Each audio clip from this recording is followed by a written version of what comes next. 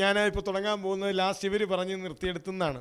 ലൂക്കാ സുവിശേഷം 18-ാം അധ്യായത്തിൽ ഈ കാഴ്ചയുള്ളവരുടെ ഇല്ലാത്തവരുടെയും ഒരു സമ്മിശ്രിത രൂപമാണ് ലൂക്കാ സുവിശേഷം 18-ാം അധ്യായത്തിൽ. 18-ാം അധ്യായം എന്ന് എടുത്തേ, ലൂക്കാ 18:9 മുതലുള്ള വാക്യങ്ങൾ. ലൂക്കാ 18:9 മുതൽ, ലൂക്കാ 18:9 മുതലുള്ള വാക്യങ്ങൾ ഒന്ന് എടുത്ത് വായിക്കാൻ നോക്കി. അത് തീർച്ചയായിട്ടും അത് കഴിഞ്ഞ് നമുക്കിനി വീണ്ടും ഒന്നുകൂടി ഇരിക്കേണ്ടതാണ്. ലൂക്കാ 18:9 മുതൽ വായിക്കാം നമുക്ക്.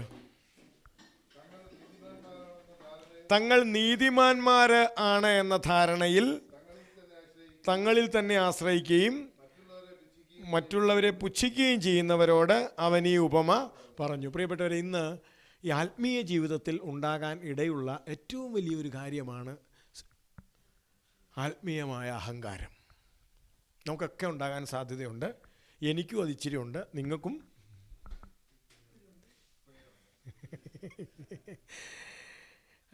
എപ്പോഴും നമ്മൾ ശ്രദ്ധിക്കേണ്ട ഒരുപാട് പ്രധാനപ്പെട്ട മേഖലയാണത്. നമ്മൾക്ക് ആത്മീയ അഹങ്കാരം വളരെ പെട്ടെന്നുണ്ടാവാം. ഞാനിപ്പോൾ പണ്ടത്തെ പോലെ ഒന്നുമല്ല കേട്ടോ. എന്ന് ഒരുപക്ഷെ നമുക്ക് നമ്മളെക്കുറിച്ചെങ്കിലും തോന്നും. ഇപ്പോൾ ഞാൻ ഇച്ചിരൂടെയൊക്കെ സമയം കർത്താവിന് കൊടുക്കുന്നുണ്ട്, നമുക്ക് നമ്മളെക്കുറിച്ച് ഉള്ളൊരു തോന്നൽ. അതുകൊണ്ടാണ് കർത്താവ് പറഞ്ഞത് തങ്ങൾ നീതിമാന്മാരാണ് എന്ന ധാരണയിൽ. പലപ്പോഴും നമ്മൾ നീതിമാന്മാരാണെന്ന് ധരിക്കുന്നതിന് പിന്നിൽ ഒരു കാരണം കൂടിയുണ്ട്. നമ്മുടെ പ്രവൃത്തികളാണ് നമ്മൾ നീതിമാന്മാരാണെന്ന് നമ്മളെ ധരിപ്പിക്കുന്നത്. നമ്മൾ പ്രാർത്ഥിക്കുന്നു, ത്യാഗമെടുത്ത് പള്ളിയിൽ പോകുന്നു, കഷ്ടപ്പെട്ട് കൂട്ടായ്മയ്ക്ക്, ഇതൊക്കെ കഷ്ടപ്പെട്ടല്ലേ ചെയ്യണേ. ചുമ്മാ ഈസി ആയിട്ട് ചെയ്യുന്നവരാരെല്ലാം ഉണ്ടോ ഇവിടെ? സമയമുണ്ട്, സാഹചര്യമുണ്ട്, അതുണ്ട്, ഇതുണ്ട്, എല്ലാം എനിക്ക് ഇണങ്ങിയത് കൊണ്ട് ഇതൊക്കെ ചെയ്യുന്നവരാരുമില്ല. നമ്മൾ കഷ്ടപ്പെട്ടാണ് പോകുന്നത്, സമയമെടുത്താണ് പോകുന്നത്, പ്രയാസപ്പെട്ടാണ് പോകുന്നത്, പലതും മാറ്റിവെച്ചാണ് പോകുന്നത്. ചിലപ്പോഴെങ്കിലും നമ്മൾ അതിനാലാണ് നമ്മൾ നീതീകരിക്കപ്പെടുന്നത് എന്ന് നമ്മൾ അറിയാതെ ചിന്തിക്കാം. ഒരിക്കലും നമ്മൾ നീതീകരിക്കപ്പെടുന്നത് നമ്മളുടെ പ്രവൃത്തികളാൽ. ഇനി നിങ്ങൾ ഇതിനേക്കാൾ കൊടിയ പ്രാർത്ഥനക്കാരായിക്കോ, അതുകൊണ്ടുമല്ല നമ്മൾ നീതീകരിക്കപ്പെടുന്നത്. പകരം നമ്മുടെ നീതീകരണത്തിന് ഒരൊറ്റ കാരണമേ ഉള്ളൂ, കർത്താവായ യേശുക്രിസ്തു നമുക്ക് വേണ്ടി. സത്യത്തിൽ നിങ്ങളൊക്കെ ഇപ്പോൾ തന്നെ, ഞാനും നിങ്ങളും ഇപ്പോൾ തന്നെ നീതീകരിക്കപ്പെട്ടവർ. സത്യത്തിൽ നിങ്ങൾ ഇനി പള്ളിയിൽ പോയില്ലേലും കുഴപ്പമില്ല എന്ന് വിചാരിക്കരുത്.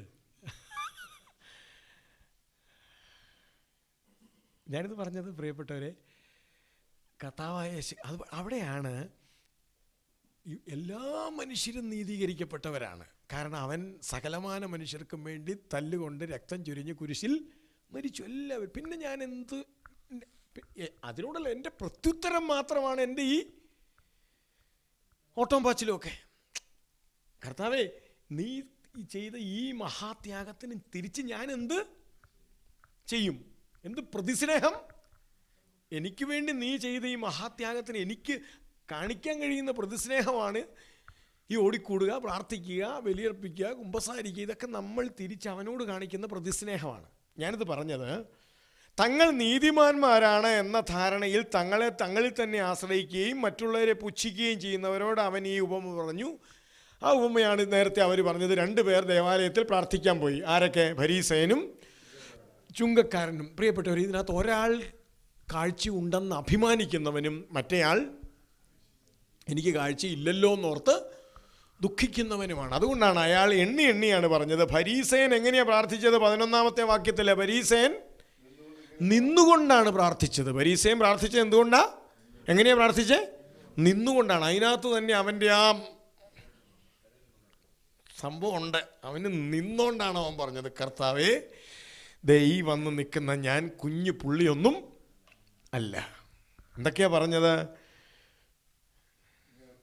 ദൈവമേ, ഞാൻ നിനക്ക് എന്താ നന്ദി പറയുന്നതിൻ്റെ കാരണം? എന്തെന്നാൽ ഞാൻ അക്രമികളും നീതിരഹിതരും വ്യഭിചാരികളുമായ ഇവിടെ ധാരാളം ആളുകൾക്ക് സമയവും സാഹചര്യവും ഉണ്ട്. അവരൊക്കെ പള്ളി വരാതിരിക്കുമ്പോഴും ഞാൻ വരുന്നു. സത്യത്തിൽ പ്രിയപ്പെട്ടവരെ, ഇതാണ് നമ്മളുടെ അന്ധത. ഇങ്ങനൊരു ഭാവമേ നമുക്ക് വരരുത്. ഈ ഫിലിപ്പിനേരി എന്ന് പറയുന്ന ഒരു വിശുദ്ധൻ, ഫിലിപ്പിനേരി, അദ്ദേഹത്തിൻ്റെ ഒരു പ്രത്യേകത, അദ്ദേഹം നന്മ മാത്രമേ, ആരെക്കുറിച്ചും അപ്പോൾ അയാളുടെ കൂട്ടുകാർക്കൊരാഗ്രഹം, ഇവനെ കൊണ്ട് എന്തെങ്കിലും ഒന്ന് മോശം പറയിപ്പിക്കണം. അപ്പോൾ പോയ വഴിക്ക് ഒരു ഭ്രാന്തനായ മനുഷ്യനാകെ വൃത്തികെട്ടവൻ, കണ്ട അറയ്ക്കും, അയാളുടെ അടുക്കാൻ മേല, അത്രയ്ക്ക് വൃത്തികെട്ട ദുർഗന്ധം. ഉടനെ ഈ ഫിലിപ്പിനോട് കൂട്ടുകാർ ചോദിച്ചു, ഫിലിപ്പ്, ഇയാളെക്കുറിച്ച് താൻ എന്ത് പറയുന്നു? ഉടനെ ഫിലിപ്പ് എന്ത് പറഞ്ഞു? ദൈവകൃപയില്ലായിരുന്നെങ്കിൽ ആ പോണത് ഫിലിപ്പാണ്. എനിക്ക് കൃപയുള്ളതുകൊണ്ടാണ് തലമുടി ചെയ്യണമെന്ന് എനിക്ക് തോന്നിയത്. എനിക്ക് കൃപയുണ്ടാകാനുള്ളത് കൊണ്ടാണ് നല്ല ഡ്രസ്സ് ധരിക്കണമെന്ന് എനിക്ക്. അയാൾക്ക് ആ കൃപ കിട്ടാത്തതുകൊണ്ട് അവിടെ കൂട്ടുകാർ തോറ്റു. അപ്പോൾ പിന്നെ ഒരിക്കൽ കൂട്ടുകാരും ഇവനും കൂടെ പോയ വഴിക്ക് ഒരു പട്ടി ചത്ത് ചീഞ്ഞ് ദുർഗന്ധം വമിച്ച് ഒരു മനുഷ്യന് അടുക്കുകയില്ലാത്ത രീതിയിൽ അവിടെ കിടക്കണം. ഇതിനെക്കുറിച്ച് എന്ത് പറയുന്നു എന്നായി കൂട്ടുകാർ. ഉടനെ ഫിലിപ്പ് എന്ത് പറഞ്ഞു?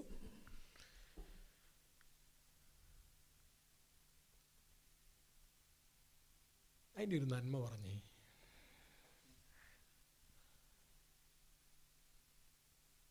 പുഴുവരിക്കുകയാണ്. ഫിലിപ്പ് അതേ നോക്കിയിട്ടൊരു നന്മ പറഞ്ഞെന്നാ പറഞ്ഞേ. ഒരു നന്മ പറഞ്ഞേ. പട്ടി ചത്ത് ചീഞ്ഞ് വഴി കിടക്കുവാണ്, പുഴുവിന് ഭക്ഷണം കിട്ടിയല്ലോ. ഫിലിപ്പ് അതേ നോക്കിയിട്ട് പറഞ്ഞു, അതിൻ്റെ പല്ലെത്ര സുന്ദരമാണെന്ന് പറഞ്ഞു. അതിൻ്റെ പല്ലെത്ര സുന്ദരമാണ്. ഞാൻ പറഞ്ഞു വന്നത്, പ്രിയപ്പെട്ടവരെ, ഇവിടെ ഈ ഫരീസയൻ നിൽക്കുന്നതിൻ്റെ കാരണം അവൻ്റെ പ്രവൃത്തികളാൽ അവൻ നീതീകരിക്കപ്പെട്ടിരിക്കുന്നു എന്ന ധാരണ അവൻ്റെ ഉള്ളിൽ എങ്ങനെയോ കയറിക്കൂടി. മറ്റുള്ളവർ മോശമാണ്, മറ്റുള്ളവരിത് ചെയ്യുന്നില്ല, ഞാനിത് ചെയ്യുന്നുണ്ട്, ഇവിടെ അച്ഛന്മാരൊക്കെ ചുമ്മാ ഇരിക്കുമ്പോഴും ഞങ്ങൾ അൽമായർ ഇവിടെ കിടന്ന് വട്ടം നീളം ഓടുവാന്നൊരു ധാരണ എങ്ങാനും ഏതെങ്കിലും ഒരു അൽമായന് കയറി പറ്റിയ അയാൾ നിന്നുകൊണ്ട് പ്രാർത്ഥിക്കുന്ന ഫരീസയൻ്റെ തലത്തിലേക്ക് മാറും. അയാൾ നിൽക്കുകയാണ്. അയാൾ എന്തൊക്കെയാണ് പറയണത്? ദൈവമേ, അവരെ ഇവരെയും പോലെയല്ല, ഞാൻ ആഴ്ചയിൽ 2 പ്രാവശ്യം ഉപവസിക്കുന്നു, പിന്നെ ഞാൻ സമ്പാദിക്കുന്ന സകലത്തിൻ്റെയും ദശാംശം കൊടുക്കുന്നു. എന്നാൽ ആ ചുങ്കക്കാരനാവട്ടെ ദൂരെ നിന്ന് സ്വർഗത്തിലേക്ക് കണ്ണുകൾ ഉയർത്താൻ പോലും ധൈര്യപ്പെടാതെ, പിന്നെ മാറത്തടിച്ചുകൊണ്ട് ദൈവമേ പാപിയായ എന്നിൽ കനിയണമേ എന്ന് പ്രാർത്ഥിച്ചു. ഇവിടെ നമ്മൾ കാണുന്നത്, ഒരാൾ കാഴ്ച ഉണ്ടെന്ന് അഭിമാനിക്കുന്നയാൾ, മറ്റേയാൾ എനിക്ക് കാഴ്ചയില്ലല്ലോ എന്നോർത്ത് ദുഃഖിക്കുന്നയാൾ. കർത്താവ് എന്താ പറയുന്നത്? അതിലാരാണ് നീതീകരിക്കപ്പെട്ടവനായി മടങ്ങിപ്പോയത്? ആണ്. നമ്മൾ എപ്പോഴും ശ്രദ്ധിക്കേണ്ട ഒരു കാര്യമുണ്ട്. ഞാൻ കാഴ്ച എൻ്റെ നന്മകളിൽ ഞാൻ ഒരിക്കലും അഭിമാനിക്കരുത്. പക്ഷെ നമ്മൾക്ക് അങ്ങനെ ഒരു പ്രലോഭനമുണ്ട്, നമ്മുടെ നന്മകളിൽ അഭിമാനിക്കാനുള്ള പ്രലോഭനം. അതുകൊണ്ടാണ് ഇത് കഴിഞ്ഞ ഉടൻ തന്നെയാണ് കർത്താവ് ശിശുവിനെ ആശീർവദിക്കുന്നത്. എന്നിട്ട് കർത്താവ് പറഞ്ഞു, ഒരു ശിശുവിനെ എടുത്ത് ഉയർത്തി കൈ പിടിച്ചിട്ട് പറഞ്ഞു, എത്രാമത്തെ വാക്യമാണ്?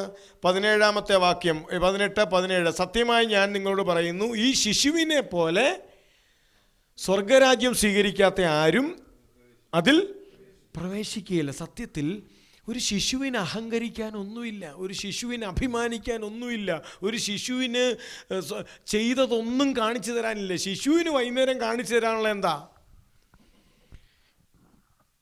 പിന്നെ ഭിത്തിയെ വരച്ചതും മേത്ത് ചെളി പറ്റിച്ചതും തട്ടിയിട്ടതും മുട്ടിയിട്ടതും പൊട്ടിച്ചതും, അത് ഒന്നും ചെയ്തത് കാണിച്ചു തരാൻ ഒരു ശിശുവിനില്ല.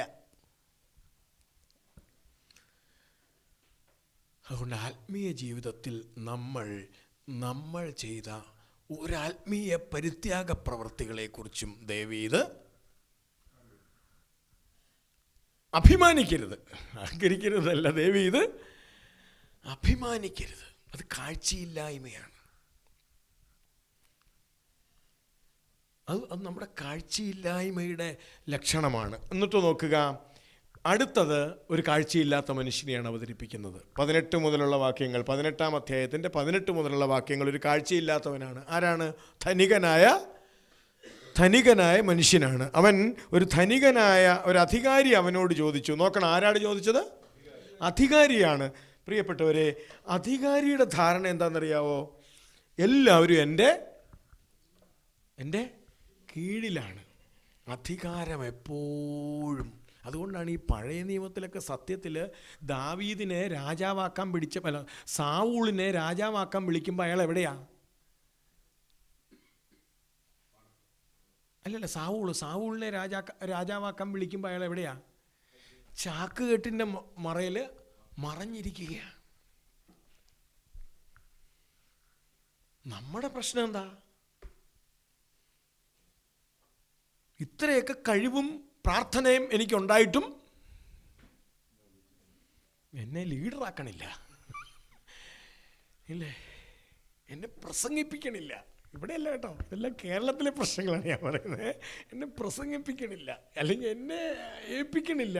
എനിക്ക് ഇത്രയും കഴിവും പ്രാപ്തിയും പരിചയവും അതും ഇതും ഞാൻ പ്രാർത്ഥിക്കുന്നവനാണ്, എന്നെ ഏൽപ്പിക്കണില്ല.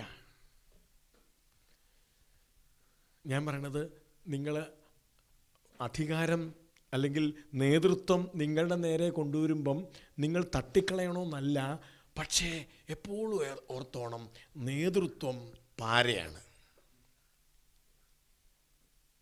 എന്ന് വെച്ച് ആവശ്യം വന്നാൽ അത് ഏക്കണം. ഒരു അധികാരി അവൻ്റെ അടുക്കൽ വന്ന് ചോദിച്ചു, ഗുരു, നിത്യജീവൻ അവകാശമാക്കാൻ ഞാൻ എന്തു ചെയ്യണം? യേശു പറഞ്ഞു, എന്തുകൊണ്ടാണ് നീ എന്നെ നല്ലവൻ എന്ന് വിളിക്കുന്നത്?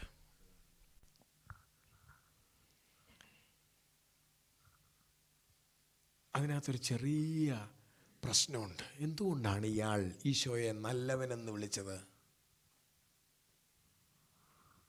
ഈ അധികാരി വന്നിട്ട് ഈശോയെ നല്ലവൻ എന്ന് വിളിക്കാൻ ഒരു കാരണമുണ്ട്. എന്താണ് കാരണം?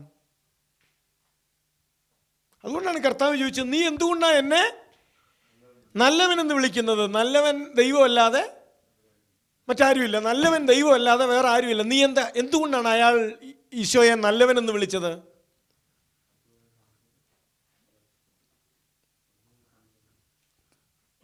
മാത്രമല്ല, ഈശോയുടെ പ്രീതി കിട്ടാൻ ബാക്കിയുള്ളവർ നല്ലവരായിട്ട് തോന്നിയിട്ടില്ല. ചൂടായി വരുന്നുണ്ട്. അവിടെയാണ് ഈക്വലൈസ് ചെയ്യാണ്. ഞാനും നല്ലവനാ, ഇയാളും. അപ്പൊ ഇവിടെ രണ്ടുപേരെ നല്ലവരുള്ളൂ. ഒന്ന് ഞാൻ, ഒന്ന് പിന്നെ ഈശോ. അയാൾ സത്യത്തിൽ അത് ഈക്വലൈസ് ചെയ്തതാണ്. കാരണം ഇച്ചിരി കഴിയുമ്പോൾ അയാളുടെ നന്മയൊക്കെ വിളിച്ചു പറയുന്നുണ്ട്. നോക്കിയേ, നീ എന്തിനാണ് എന്നെ നല്ലവനെന്ന് വിളിക്കുന്നത്? ദൈവമല്ലാതെ മറ്റൊരു നല്ലവൻ മറ്റാരുമില്ല.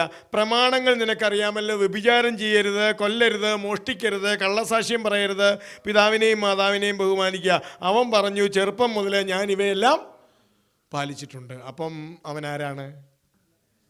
നല്ലവൻ. അവൻ ഈശോയ്ക്ക് നല്ലവൻ എന്ന് പേര് കൊടുത്തത് ഈശോ നല്ലവനായതുകൊണ്ടല്ല, പകരം അയാൾ നല്ലവനായതുകൊണ്ടാണ്. എന്ന് നമ്മൾ വളരെ ആഴത്തിൽ ആത്മശോധന ചെയ്യേണ്ട ഒരു കാര്യമാണിത്. നമുക്ക് നമ്മളെക്കുറിച്ച് ചിലപ്പോൾ ഉണ്ടാകാൻ സാധ്യതയുള്ള കാര്യമാണിത്. Spiritual ego. പ്രിയപ്പെട്ടവർ, കണ്ണന്ധമാക്കുന്ന സകല കാഴ്ചയും നമ്മളിൽ നിന്നും എടുത്തു കളയുന്ന അന്ധതയുടെ അങ്ങേയറ്റമാണ് ഈ ആത്മീയ അഹങ്കാരം. അതുകൊണ്ടാണ് അവൻ പറഞ്ഞു, ചെറുപ്പം മുതലേ ഞാനിതെല്ലാം പാലിച്ചിട്ടുണ്ട്. കണ്ടോ? അപ്പം ഞാനിതെല്ലാം പാലിച്ചിട്ടുണ്ട്. അപ്പോൾ യേശു പറഞ്ഞു, നിനക്കൊരു കുറവുണ്ട്. എന്ത് ചെയ്യണം? നിനക്കുള്ളതെല്ലാം വിറ്റ് ദരിദ്രർക്ക് കൊടുക്കുക. പ്രിയപ്പെട്ടവരെ, അതേ തുടർന്ന് കർത്താവ് ഒരു സത്യപ്രസ്താവന നടത്തി. എന്താണെന്നറിയാമോ? ധനവാൻ സ്വർഗരാജ്യത്തിൽ പ്രവേശിക്കുകയില്ല. സത്യമായ കാര്യമാണ് കേട്ടോ. ഒരു ധനവാനും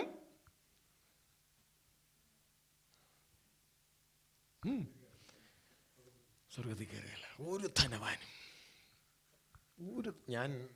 ഞങ്ങളുടെ ഹൈ റേഞ്ചിലെ ഒരു വലിയ സമ്പന്നമായ ഒരു പള്ളിയിൽ ഒരു മാസം മുമ്പ് ഒരു ഞായറാഴ്ച ഞാൻ എൻ്റെ മുമ്പിലിരിക്കുന്ന മുഴുവനും കട്ടപ്പന ടൗണിൽ അതീവ സമ്പന്നരാണ്, മൾട്ടി മില്യണേഴ്സാണ് അവിടെ ഇരിക്കുന്നത്. ഒരാളോട് ഞാൻ ചോദിച്ചു, ചേട്ടാ എത്ര ഏക്കർ? ഒരു ചെറിയ കൃഷിസ്ഥലമൊക്കെ ഉണ്ടെന്ന് പറഞ്ഞു. എന്നാലും എന്താ 600 ഏക്കറേ ഉള്ളെന്ന് പറഞ്ഞു. അപ്പം അങ്ങനെ ഞാനൊരു 600 ഏക്കർ ഏലത്തോട്ടമുള്ളൊരു പാവപ്പെട്ടവനാണ് എൻ്റെ ഫ്രണ്ടിലിരിക്കുന്നത്. ഞാൻ കൃത്യമായി പറഞ്ഞു, ധനവാൻ ഒരു കാരണവശാലും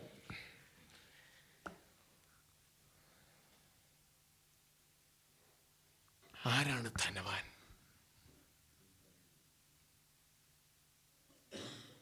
ധനവാൻ ഈ 600 ഏക്കർ. ഇയാൾ ആദ്യം ഇങ്ങനെ പകച്ചായിരുന്നത് കേട്ടോ. അവസാനം പറഞ്ഞു വന്നപ്പോഴാണ് അയാൾക്ക് മനസ്സിലായത് ഇവൻ എന്നെ ഉദ്ദേശിച്ചാൽ അല്ല. ധനവാൻ ആരാണ് ധനവാൻ? ഞാൻ വിചാരിക്കുകയാണ് ഞാനിപ്പോൾ പണ്ടത്തെ പോലെയല്ല, ഞാനിപ്പോൾ പഴയ പോലെയല്ല, ഞാനിപ്പോൾ ഇച്ചിരൂടെയൊക്കെ പ്രാർത്ഥിക്കുന്നതാണ്. ഈ അച്ഛന്മാരൊക്കെ ഇച്ചിരൂടി പ്രാർത്ഥിച്ചിരുന്നെങ്കിൽ, ഈ മെത്രന്മാരൊക്കെ ഇച്ചിരൂടി എന്ന് ഞാൻ കരുതുന്നെങ്കിൽ ഞാൻ സൂപ്പർ ധനവാനാണ്. അതാണ് ധനവാൻ. ഞാനാണ് 1 നമ്പർ ധനവാൻ. ഞാൻ ചെയ്യുന്നത് പോലെ എന്തേ ഇവർ ചെയ്യാത്ത എന്ന് ഈ സമൂഹത്തെ വിമർശിക്കുന്ന 1 നമ്പർ ധനവാനാണ് ഞാൻ. ഒരു കുറവുമില്ലെന്ന് സ്വയം അഭിമാനിക്കുന്ന, എനിക്കൊരു കുറവുമില്ലെന്ന് ഞാൻ സ്വയം അഭിമാനിക്കുകയാണ്. ഞാനിപ്പോൾ 204 മണിജപം ചെല്ലുന്നുണ്ട്. മറ്റേ ജോൺ പോൾ 2 മാർപ്പാപ്പ ഉള്ളതുകൊണ്ട് ഭാഗ്യം. പണ്ട് 153, ഇപ്പം ഞാൻ 204 ചൊല്ലി ഞാൻ പുണ്യവാനായിരിക്കുകയാണ്. പ്രിയപ്പെട്ടവരെ, ഇതാണ് ധനവാൻ. അപ്പം ഞാൻ പറഞ്ഞ അന്ധത എന്ന് പറയുന്നത്, കാഴ്ചയില്ലായ്മ എന്ന് പറയുന്നത് പലപ്പോഴും നമ്മുടെ ഉള്ളിൽ രൂപപ്പെടുന്ന ചില അവബോധങ്ങളാണ്. അതുകൊണ്ടാണ് പറഞ്ഞത് ധനവാൻ സ്വർഗരാജ്യത്തിൽ. അപ്പം ഞാനാവാ ധനവാൻ.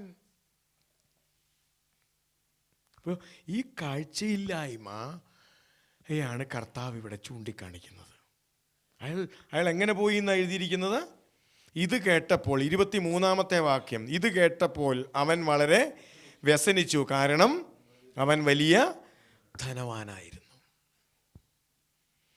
അപ്പോൾ നമ്മൾ പ്രിയപ്പെട്ടവരെ, സത്യത്തിൽ അതുകൊണ്ടാണ് കർത്താവ് തൻ്റെ അഷ്ടഭാഗ്യങ്ങളിൽ ആദ്യത്തെ ഭാഗ്യമായിട്ട് പറഞ്ഞത് എന്തോന്ന്? അഷ്ടഭാഗ്യങ്ങളിൽ ആദ്യത്തെ ഭാഗ്യം. അഷ്ടഭാഗ്യങ്ങൾ 10 ഉണ്ടെന്നറിയാമല്ലോ അല്ലേ? 8. ഓക്കെ. അപ്പോൾ ഈ അഷ്ടഭാഗ്യങ്ങളിൽ ആദ്യത്തെ ഭാഗ്യം എന്താ? ആത്മാവിൽ ദരിദ്രർ ഭാഗ്യവാന്മാർ എന്നാണ് പറഞ്ഞത്. ആത്മാവിൽ ദരിദ്രർ ഭാഗ്യവാന്മാർ, അതാണ് കൃത്യമായിട്ട് പറഞ്ഞത്. ആത്മാവിൽ ദരിദ്രർ ഭാഗ്യവാന്മാർ. എന്തുകൊണ്ടെന്നാൽ അവർ ആത്മാവിൽ ദരിദ്രർ ഭാഗ്യവാന്മാർ എന്തെന്നാൽ അവർ സ്വർഗരാജ്യം അവകാശമാക്കുമെന്ന്. അപ്പം ഞാൻ പറഞ്ഞത്, നമുക്കൊരു ഒരു ഒരു ദാരിദ്ര്യ കാഴ്ച നമുക്ക് ആവശ്യമാണ്. ദാരിദ്ര്യ കാഴ്ച. ഞാൻ പറഞ്ഞാൽ അതൊരു നെഗറ്റീവ് ഇമേജ് അല്ല. അയ്യോ എന്നെ ഒന്നിനും കൊള്ളില്ലേ, അല്ലെങ്കിൽ എനിക്കൊന്നുമില്ലേ, ഞാൻ രക്ഷപ്പെടുകയല്ലേ, അതല്ല അതിൻ്റെ അർത്ഥം. അതൊരു നെഗറ്റീവ് ഇമേജ് അല്ല. പകരം ഞാനൊന്നും അല്ല എന്നുള്ള ഒരു ശരിയായ ഇമേജ് നമ്മുടെ ജീവിതത്തിൽ ഉണ്ടാക്കേണ്ടത് ആവശ്യമാണ്. കാഴ്ച, അതാണ് ശരിക്കും കണ്ണു തുറവി. ആ തുറവിയിൽ നിന്നുകൊണ്ടാണ് ഇപ്പം ഞാനൊന്നുമല്ല എന്നുള്ള കാഴ്ച എനിക്കുണ്ടെങ്കിലാണ് ദൈവം തരുന്നത് വെച്ച് നീട്ടാൻ ദൈവം വെച്ച് നീട്ടുന്നതും സ്വീകരിക്കാൻ പറ്റുള്ളൂ. ഉദാഹരണത്തിന്, എനിക്കിഷ്ടമില്ലാത്തത് ഒന്ന് എൻ്റെ ജീവിതത്തിലേക്ക് ദൈവം വെച്ച് നീട്ടിയാൽ ഞാൻ ഉടനെ ചോദിക്കുവാണ്, എൻ്റെ ദൈവമേ എന്തുകൊണ്ടാണിത് എന്ന് ചോദിച്ചാൽ അതിൻ്റെ അർത്ഥം എന്താ? ഞാൻ ഇങ്ങനെയൊക്കെ ജീവിച്ചിട്ടും എന്തുകൊണ്ടാണ് ദൈവമേ ഇത് എന്ന് ചോദിക്കുമ്പോൾ, പ്രിയപ്പെട്ടവരെ, നമ്മുടെ ഉള്ളിൽ ഒരു സമ്പന്നനുണ്ട്. സമ്പന്നൻ. ഞാൻ പ്രാർത്ഥിക്കുന്നുണ്ട്, ഞാൻ അത് ചെയ്യുന്നുണ്ട്, ഞാൻ സമയം മാറ്റി വയ്ക്കുന്നുണ്ട്, ഞാൻ ജോലി കഴിഞ്ഞ് ഞാൻ മിച്ചമുള്ള സമയം ഞാൻ ചെയ്യുന്നുണ്ട്, അങ്ങനെ ചെയ്യുന്നുണ്ട്, ഇങ്ങനെ ചെയ്യുന്നുണ്ട്. എന്നിട്ടും എന്തേ ഇത് എന്ന് ചോദിക്കുമ്പോൾ നമ്മളിലൊരു ശിശുവില്ല, നമ്മളിലൊരു ദരിദ്രനില്ല. അങ്ങനെയല്ലേ നമ്മൾ പാടുന്നത്? ദോഷമായിട്ടൊന്നുമെന്നോടെൻ്റെ താതൻ ചെയ്യുകയില്ല. ബാക്കി, എന്നെ അവൻ അടിച്ചാലും അവൻ എന്നെ പ്രിയപ്പെട്ടവർ, ഇതൊരു ദരിദ്രന് മാത്രമേ ഇത് പറയാൻ പറ്റുള്ളൂ. ഹല്ലേലൂയ. ദരിദ്രർക്കല്ലാത്തവർക്ക് ഇത് പറയാൻ പറ്റില്ല. അതാണ് കാഴ്ച. സാധു കൊച്ചുകുഞ്ഞുപദേശി ഇത് എപ്പോൾ പാടിയതാണെന്ന് അറിയാലോ അല്ലേ? സുവിശേഷ പ്രഘോഷണം കഴിഞ്ഞ് വീട്ടിൽ ചെല്ലുമ്പോഴാണ് മകന് ബാങ്കിൽ അപ്പോയിൻമെൻറ്റ് കിട്ടിയതിൻ്റെ ഓർഡർ പോസ്റ്റ്മാൻ കൊണ്ട് കൊടുത്തു. ആ ഓർഡർ എടുത്ത് ഉയർത്തിപ്പിടിച്ചാണ് അയാൾ പാടിയത് അല്ലേ? മകൻ മരിച്ചു കിടന്നപ്പോൾ ആ ശവശരീരത്തെ നോക്കിയാണ് അയാൾ പാടിയത്. എന്തോന്ന് ഒന്ന് എഴുന്നേറ്റ് നിന്ന് പാടാം. അപ്പം ഇതിനകത്ത് സീറ്റിംഗ് അറേഞ്ച്മെൻറ്റും നടക്കും കേട്ടോ, രണ്ടും നടക്കും.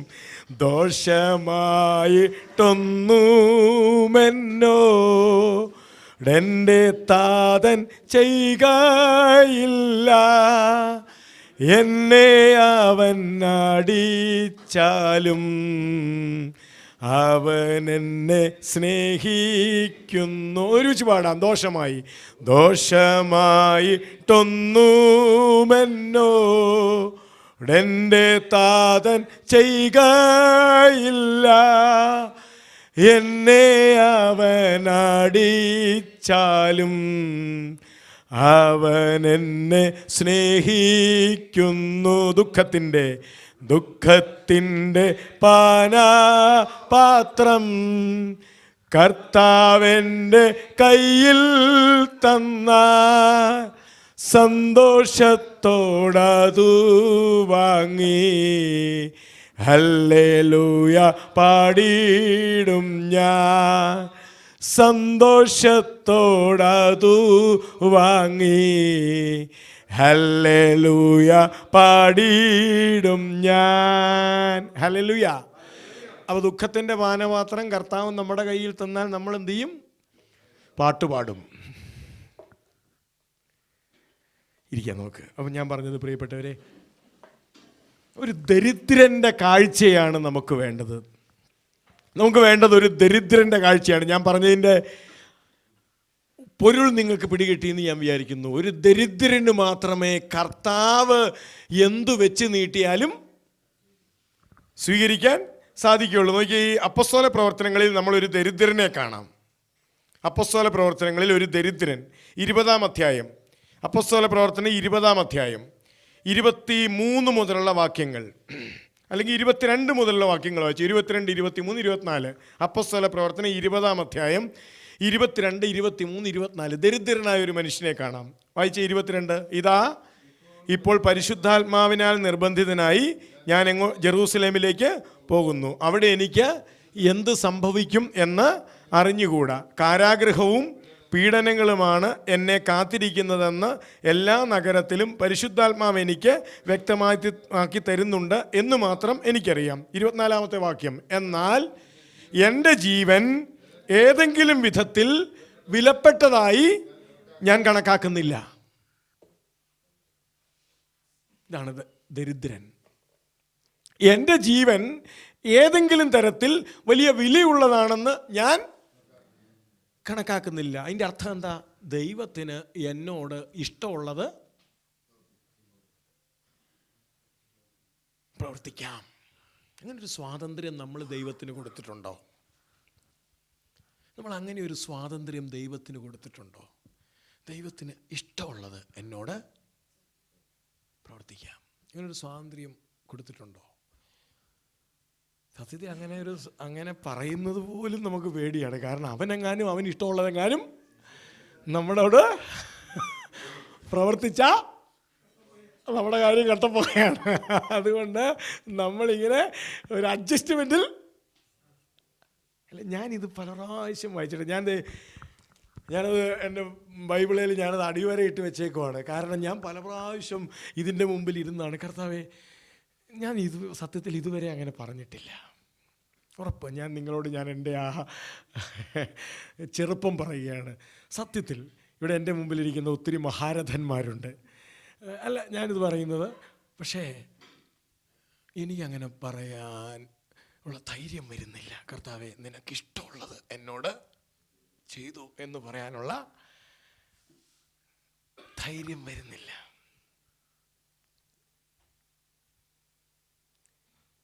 എങ്ങാനും അവൻ ഇഷ്ടമുള്ളത് ചെയ്താൽ നമ്മൾ ഇവിടെ ഇതാണ് ദാരിദ്ര്യം. ആത്മാവിൽ ദരിദ്രർ ഭാഗ്യവാന്മാർ.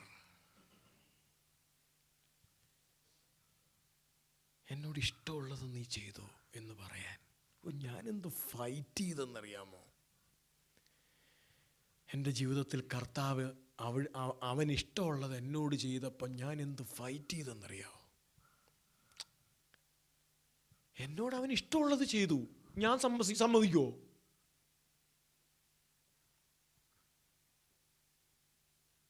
ഒരു ജോലിക്ക് വേണ്ടി അലഞ്ഞിട്ട് ഞാൻ 14 കമ്പനിയിൽ മാറി മാറി ജോലി ചെയ്തു.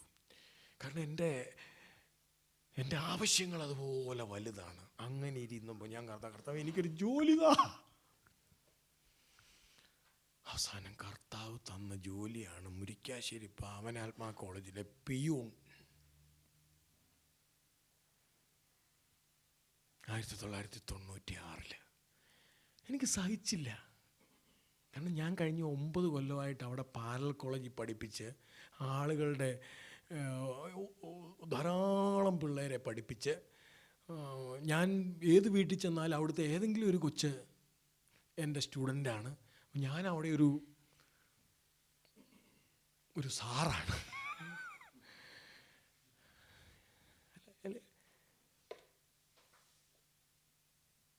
അങ്ങനെ ഇരിക്കണം. കർത്താവ് ഇത് തന്നെ. ഞാൻ പറഞ്ഞു, കർത്താവേ, എനിക്ക് പിന്നെ എൻ്റെ അമ്മയുടെ കണ്ണീര്, പിന്നെ അന്നത്തെ എൻ്റെ കടബാധ്യതയും കൊണ്ടാണ് സത്യത്തിൽ ഞാൻ ഈ ജോലിക്ക് പോയത്. ജോലിക്ക് പോയിട്ട് എനിക്ക് സഹിക്കാൻ പറ്റുന്നില്ല. കാരണം ആ കോളേജിൽ അന്ന് പഠിക്കുന്നതിലൊരു പകുതിയിലധികം പിള്ളേരും ഞാൻ എവിടെയെങ്കിലും വെച്ച് പഠിപ്പിച്ചവരാണ്. ഞാൻ 3 പാരലൽ കോളേജിലാണ് കേട്ടോ പഠിപ്പിക്കുന്നത്. കാരണം എൻ്റെ ആവശ്യം കൊണ്ട് എവിടെയെങ്കിലും വെച്ച് പഠിപ്പിച്ചവരാണ്. എൻ്റെ കൂടെ പാരലൽ കോളേജിൽ പഠിപ്പിച്ചവരും അവിടെ അധ്യാപകരുണ്ട്. ഞാൻ കണ്ടമാനം വിഷമിച്ചു. അങ്ങനെ ഇരുന്നപ്പോഴാണ് ഒരു ടീച്ചർ എന്നോട് പറഞ്ഞത്, നീ MA പഠിക്ക്, അത് കർത്താവ് തകർത്തു എന്ന് ഞാനിപ്പോഴും അങ്ങനെ പറയുന്നില്ല കേട്ടോ. അത് കഴിഞ്ഞാണ് ഞാൻ സോഷ്യോളജി പഠിക്കാൻ ശ്രമിച്ചത്. അവിടെ കർത്താവ്. പിന്നെ ഞങ്ങളുടെ കോളേജിലൊരു, അപ്പോഴാണ് 1998 ഞങ്ങളുടെ കോളേജിൽ ഒരു ടെക്നിക്കൽ അസിസ്റ്റൻ്റ് എന്ന് പറഞ്ഞൊരു പോസ്റ്റ് ഗവൺമെൻറ് കൊണ്ടുവന്നു. എല്ലാ കമ്പ്യൂട്ടർ വിഷയമായി പഠിപ്പിക്കുന്ന എല്ലാ കോളേജിലും ഒരു ടെക്നിക്കൽ അസിസ്റ്റൻ്റ്, നല്ല പോസ്റ്റാണ്. നല്ല ഇമേജുള്ള പോസ്റ്റും നല്ല സാലറി ഉള്ള പോസ്റ്റുമാണ്. അത് ദേ വരുന്നു എന്നാണ് കണ്ടത്. ദേ വരുന്നു ആ പോസ്റ്റ്. പിന്നെ ഞാൻ അന്നേരം ഈ മണിപ്പാൽ യൂണിവേഴ്സിറ്റി ഒരു പുതിയ കോഴ്സ് തുടങ്ങിയായിരുന്നു, MIT, master of information technology. അത് ആദ്യത്തെ സെമസ്റ്റർ കഴിഞ്ഞ് തിരിച്ചു പോയാൽ അവർ DIT തരും, ഡിപ്ലോമ ഇൻ ഇൻഫർമേഷൻ ടെക്നോളജി തരും. 2 സെമസ്റ്റർ കഴിഞ്ഞ് തിരിച്ചു പോയാൽ PG ഡിപ്ലോമ തരും. 4 സെമസ്റ്റർ കഴിഞ്ഞ് തിരിച്ചു പോയാൽ അഡ്വാൻസ് PG ഡിപ്ലോമ തരും. 6 സെമസ്റ്റർ കംപ്ലീറ്റ് ചെയ്താൽ മാസ്റ്റർ ഡിഗ്രി തരും. അവളാണ് ഞങ്ങളുടെ കോളേജിലെ അന്ന് ബർസാറായിട്ട് ചെയ്യുന്ന ഒരു അച്ഛനോട് പറഞ്ഞു, അച്ഛൻ കമ്പ്യൂട്ടർ പഠിക്കാതെ ഈ കാലത്ത് ഒരു രക്ഷയില്ല, അച്ഛൻ കമ്പ്യൂട്ടർ പഠിക്കാച്ചാന്ന് പറഞ്ഞു. എനിക്കും കൂടെ പോകാൻ വേണ്ടിയിട്ടാണ്. അങ്ങനെ ഞാനും അച്ഛനും കൂടി തൊടുപുഴ പോയി കമ്പ്യൂട്ടർ പഠിച്ചു. അച്ഛൻ DIT കഴിഞ്ഞപ്പോൾ നിർത്തി, ഞാൻ PGDT കഴിഞ്ഞു. കാരണം എനിക്കുള്ള സാധനമായി. അപ്പം കാരണം ഈ മറ്റേ ടെക്നിക്കൽ അസിസ്റ്റൻറ്റിന് ഡിഗ്രി വിത്ത് ഒരു PG diploma in computer application മതി. അപ്പോൾ അതായപ്പോൾ ഞാൻ നിർത്തി. അച്ഛൻ അതിന് മുമ്പ് നിർത്തി. അച്ഛൻ ആവശ്യമില്ലല്ലോ ഒന്നും. ഞാൻ അച്ഛനെ തള്ളിക്കൊണ്ട് പോയതാ. പ്രിയപ്പെട്ടവരെ, ഇന്ന് വരെ ആ പോസ്റ്റ് വന്നിട്ടില്ല, ഇന്നും വന്നിട്ടില്ല. ഞങ്ങൾ ഇപ്പോഴും തിരുവനന്തപുരത്ത് ഞങ്ങൾ കയറി ഇറങ്ങുന്നുണ്ട് ആ പോസ്റ്റ് ഒന്ന് ശരിയായി കിട്ടാൻ വേണ്ടി. ഞാൻ ഫൈറ്റ് ചെയ്തു, നന്നായിട്ട് ഫൈറ്റ് ചെയ്തു. എനിക്ക് പറ്റാവുന്ന എല്ലാ രീതിയിലും ഞാൻ ഫൈറ്റ് ചെയ്തു. എൻ്റെ പെങ്ങന്മാരെന്നോട് പറയും, നീ അവിടെ ഇവിടെയൊക്കെ പഠിക്കാൻ പോയി ഉണ്ടാക്കിയ സർട്ടിഫിക്കറ്റ് ഉണ്ടായിരുന്നെങ്കിൽ, ഇപ്പം ആ സർട്ടിഫിക്കറ്റുകൾ വീട്ടിൽ ചുമ്മാ ഇരിപ്പുണ്ട്, പല സർട്ടിഫിക്കറ്റും ഉണ്ട് എൻ്റെ കയ്യിൽ. അപ്പോൾ അതുണ്ടായിരുന്നെങ്കിൽ, അതിന് മുടക്കിയ കാശുണ്ടായിരുന്നെങ്കിൽ, ഞാൻ ഇല്ലാത്ത കാശുണ്ടാക്കിയാണ് ഇതിനൊക്കെ പോകുന്നത്. അപ്പം ഞാനിത് പറഞ്ഞ ഞാൻ ഫൈറ്റ് ചെയ്തു. ഞാനിത് പറഞ്ഞത് കർത്താവ് ഇവിടെ പറഞ്ഞു കേട്ടോ. എന്നാൽ എൻ്റെ ജീവൻ ഏതെങ്കിലും വിധത്തിൽ വിലപ്പെട്ടതായി ഞാൻ കരുതുന്നില്ല. അങ്ങനെയൊന്ന് കരുതാൻ എൻ്റെ കർത്താവ് ഇപ്പോൾ എന്നെ നിർത്തിയിരിക്കുന്നത് ഇവിടെയാണെങ്കിൽ അതിൻ്റെ എല്ലാ കുറവുകളോടും കൂടി ഞാനത് ഏറ്റെടുത്ത് അവിടെ താന്ന് നിൽക്കാനുള്ള ദരിദ്രനല്ല ഞാൻ അത്രയ്ക്ക് ദരിദ്രൻ അല്ല. ഞാൻ കണ്ടമാനം ഫൈറ്റ് ചെയ്തു. പ്രിയപ്പെട്ടവരെ, അന്ധന്മാരാണ് ഈ ഫൈറ്റ് ചെയ്യുന്നത്. ദൈവത്തോട് യുദ്ധം ചെയ്യുന്നവരെല്ലാം അന്ധന്മാരാണ്. എനിക്കത് വേണം, എനിക്കിത് വേണം, എന്താ അങ്ങനെ ചെയ്ത് ദൈവത്തോട് യുദ്ധം ചെയ്യുന്നത് എല്ലാം അന്ധന്മാരാണ്. ആരെങ്കിലും ദൈവത്തോട് യുദ്ധം ചെയ്ത് ജയിച്ചതായിട്ട് നിങ്ങൾ കേട്ടിട്ടുണ്ടോ? പെനുവേൽ എന്ന് പറയുന്ന സ്ഥലത്ത് വെച്ച് യാക്കോബും ദൈവവും തമ്മിൽ ഒരു ഗ്രാൻഡ് അടി രാത്രി നടന്നു. നേരം വെളുത്തപ്പം ആശാൻ സുല്ലിട്ട് പിരിഞ്ഞു. അപ്പം ഞാനിത് ഇത്രേ പറഞ്ഞുള്ളൂ, എൻ്റെ ദൈവമേ, നിനക്കിഷ്ടമുള്ളത് എന്നോട്.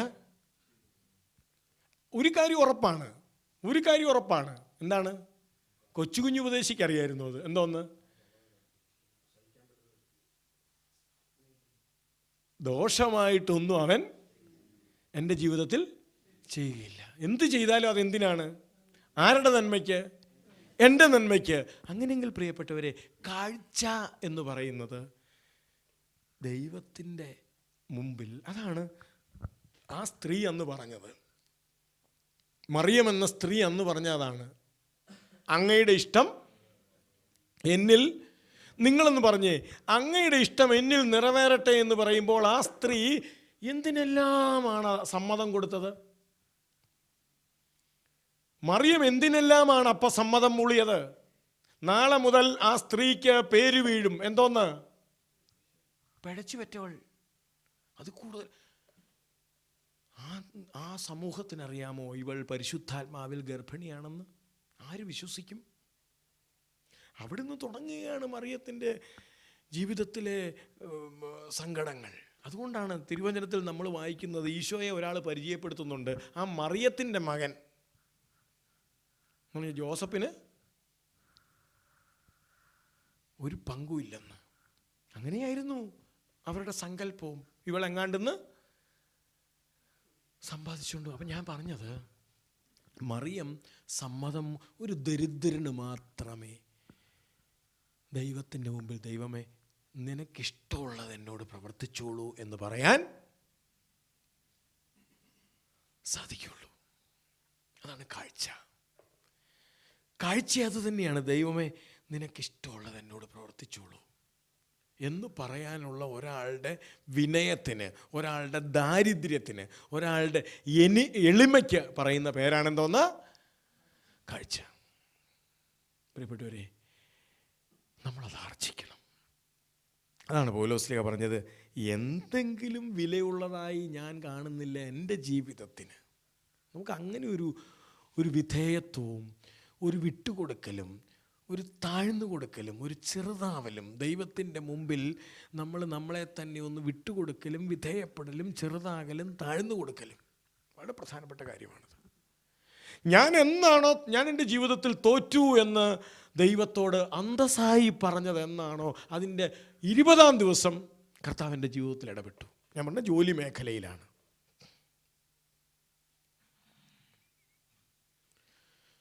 പ്രിയപ്പെട്ടവരെ, അപ്പം ഞാൻ പറഞ്ഞ ഇത്രയേ ഉള്ളൂ. നമുക്ക് വേണ്ടത്, ദൈവമേ നിനക്കിഷ്ടമുള്ളത് എന്നോട് പ്രവർത്തിച്ചോളൂ എന്ന് പറയാനുള്ള കാഴ്ചയാണ്. ദൈവമേ നിനക്കിഷ്ടമുള്ളത് എന്നോട് ഞാൻ അത് പറയാൻ ഭയപ്പെടുന്നവനാണ്, അത് പറയാൻ വിഷമിക്കുന്നവനാണ്. ഞാൻ ആ ഒരു വിഷമം അനുഭവിച്ചുകൊണ്ടാണ് നിങ്ങളോട് പറയുന്നത്. പ്രിയപ്പെട്ടവരെ, ഞാൻ അതിലേക്ക് വരാൻ ശ്രമിക്കുന്ന ഒരാളാണ്. നിനക്കിഷ്ടമുള്ളത് എന്നോട് പ്രവർത്തിച്ചോളൂ എന്ന് പറയാൻ ശ്രമിക്കുന്ന ഒരാളാണ്. നിനക്കിഷ്ടമുള്ളത് എന്നോട് പ്രവർത്തിച്ചോളൂ. എൻ്റെ കുഞ്ഞുങ്ങളുടെ ജീവിതത്തിൽ നിനക്കിഷ്ടമുള്ളത് പ്രവർത്തിക്കുക. നിനക്കിഷ്ടമുള്ളത് എൻ്റെ കുഞ്ഞുങ്ങളുടെ ജീവിതത്തിൽ നിനക്കിഷ്ടമുള്ളത് പ്രവർത്തിക്കുക. നിൻ്റെതാണ് അവർ എന്ന്. പ്രിയപ്പെട്ടവരെ, അത്തരൊരു തോൽവി, അത്തരൊരു ദാരിദ്ര്യം, ഇതിലേക്കാണ് നമ്മൾ വിളിക്കപ്പെട്ടിരിക്കുന്നത്. അപ്പോൾ അതുകൊണ്ട് ഇതാണ് കാഴ്ച ഇല്ലാത്തവൻ്റെ കാഴ്ച. മറ്റത് കാഴ്ചയുള്ളവൻ്റെ അന്ധത. കാഴ്ചയുള്ളവൻ്റെ അന്ധത. അപ്പം അതുകൊണ്ട് നമുക്ക് ഒന്ന് പറയാം, കർത്താവേ ഞങ്ങളുടെ കണ്ണുകൾക്ക് കാഴ്ച തരണമേ എന്ന് നമുക്ക് പ്രാർത്ഥിക്കണം.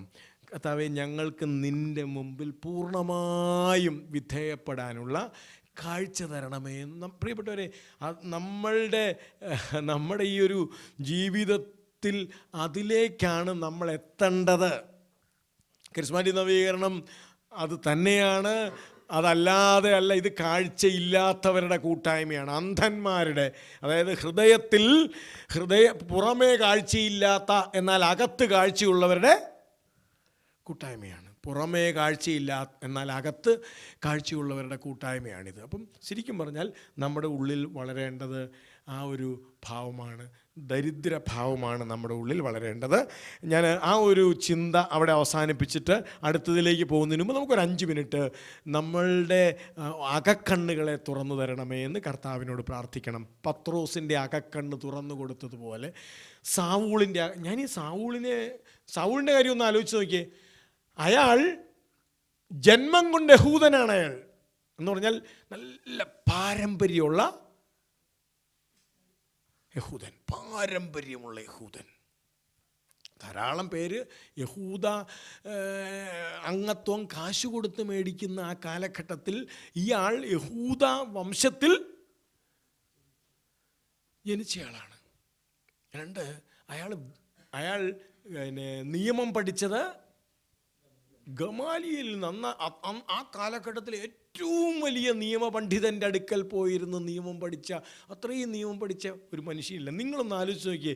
അവസാനം അയാളെ ഇട്ട് ചുമ്മാ കിറിക്കിട്ടും തട്ടി, ആ നാട്ടിലെ ചുമ്മാ സാധാരണക്കാർ പൗലോസിനെ അങ്ങോട്ടും തട്ടി ഇങ്ങോട്ടും തട്ടി.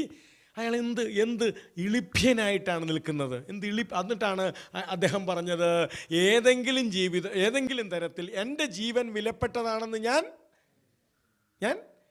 കരുതുന്നില്ല. അതാണ് ആ മനുഷ്യൻ്റെ കാഴ്ച. അല്ലാതെ അദ്ദേഹത്തിന് ഒരിക്കലും അദ്ദേഹത്തിൻ്റെ വലിപ്പമോ ജന്മം കൊണ്ട് കിട്ടിയ യഹൂദ മത ഇതോ അദ്ദേഹത്തിൻ്റെ അറിവോ ഗമാലിയയിൽ നിന്ന് അദ്ദേഹം എടുത്ത അറിവോ ഇതെല്ലാം അദ്ദേഹം താഴെ വെച്ചു. കാരണം അദ്ദേഹത്തിനറിയാം ഇതൊന്നുമല്ല, പകരം ഞാൻ കർത്താവിൻ്റെ ദാസനാവുക എന്നതാണ്. അതുകൊണ്ടാണ് അദ്ദേഹം പറഞ്ഞത്, ഞാൻ വളരെ പേരെ നേരേണ്ടതിന് എല്ലാ തരത്തിലും എല്ലാവരുടെയും ദാസനായി. ബലഹീനന്മാരുടെ ഇടയിൽ ഞാൻ ആരെ പോലെയായി? ബലഹീനനെ പോലെയായി. അപ്പം അതുകൊണ്ട് പ്രിയപ്പെട്ടവരെ, നമുക്കൊന്നൊരു ടോട്ടൽ സറണ്ടർ. തോറ്റു എന്നൊരു വാക്ക്, കർത്താവേ ഞാൻ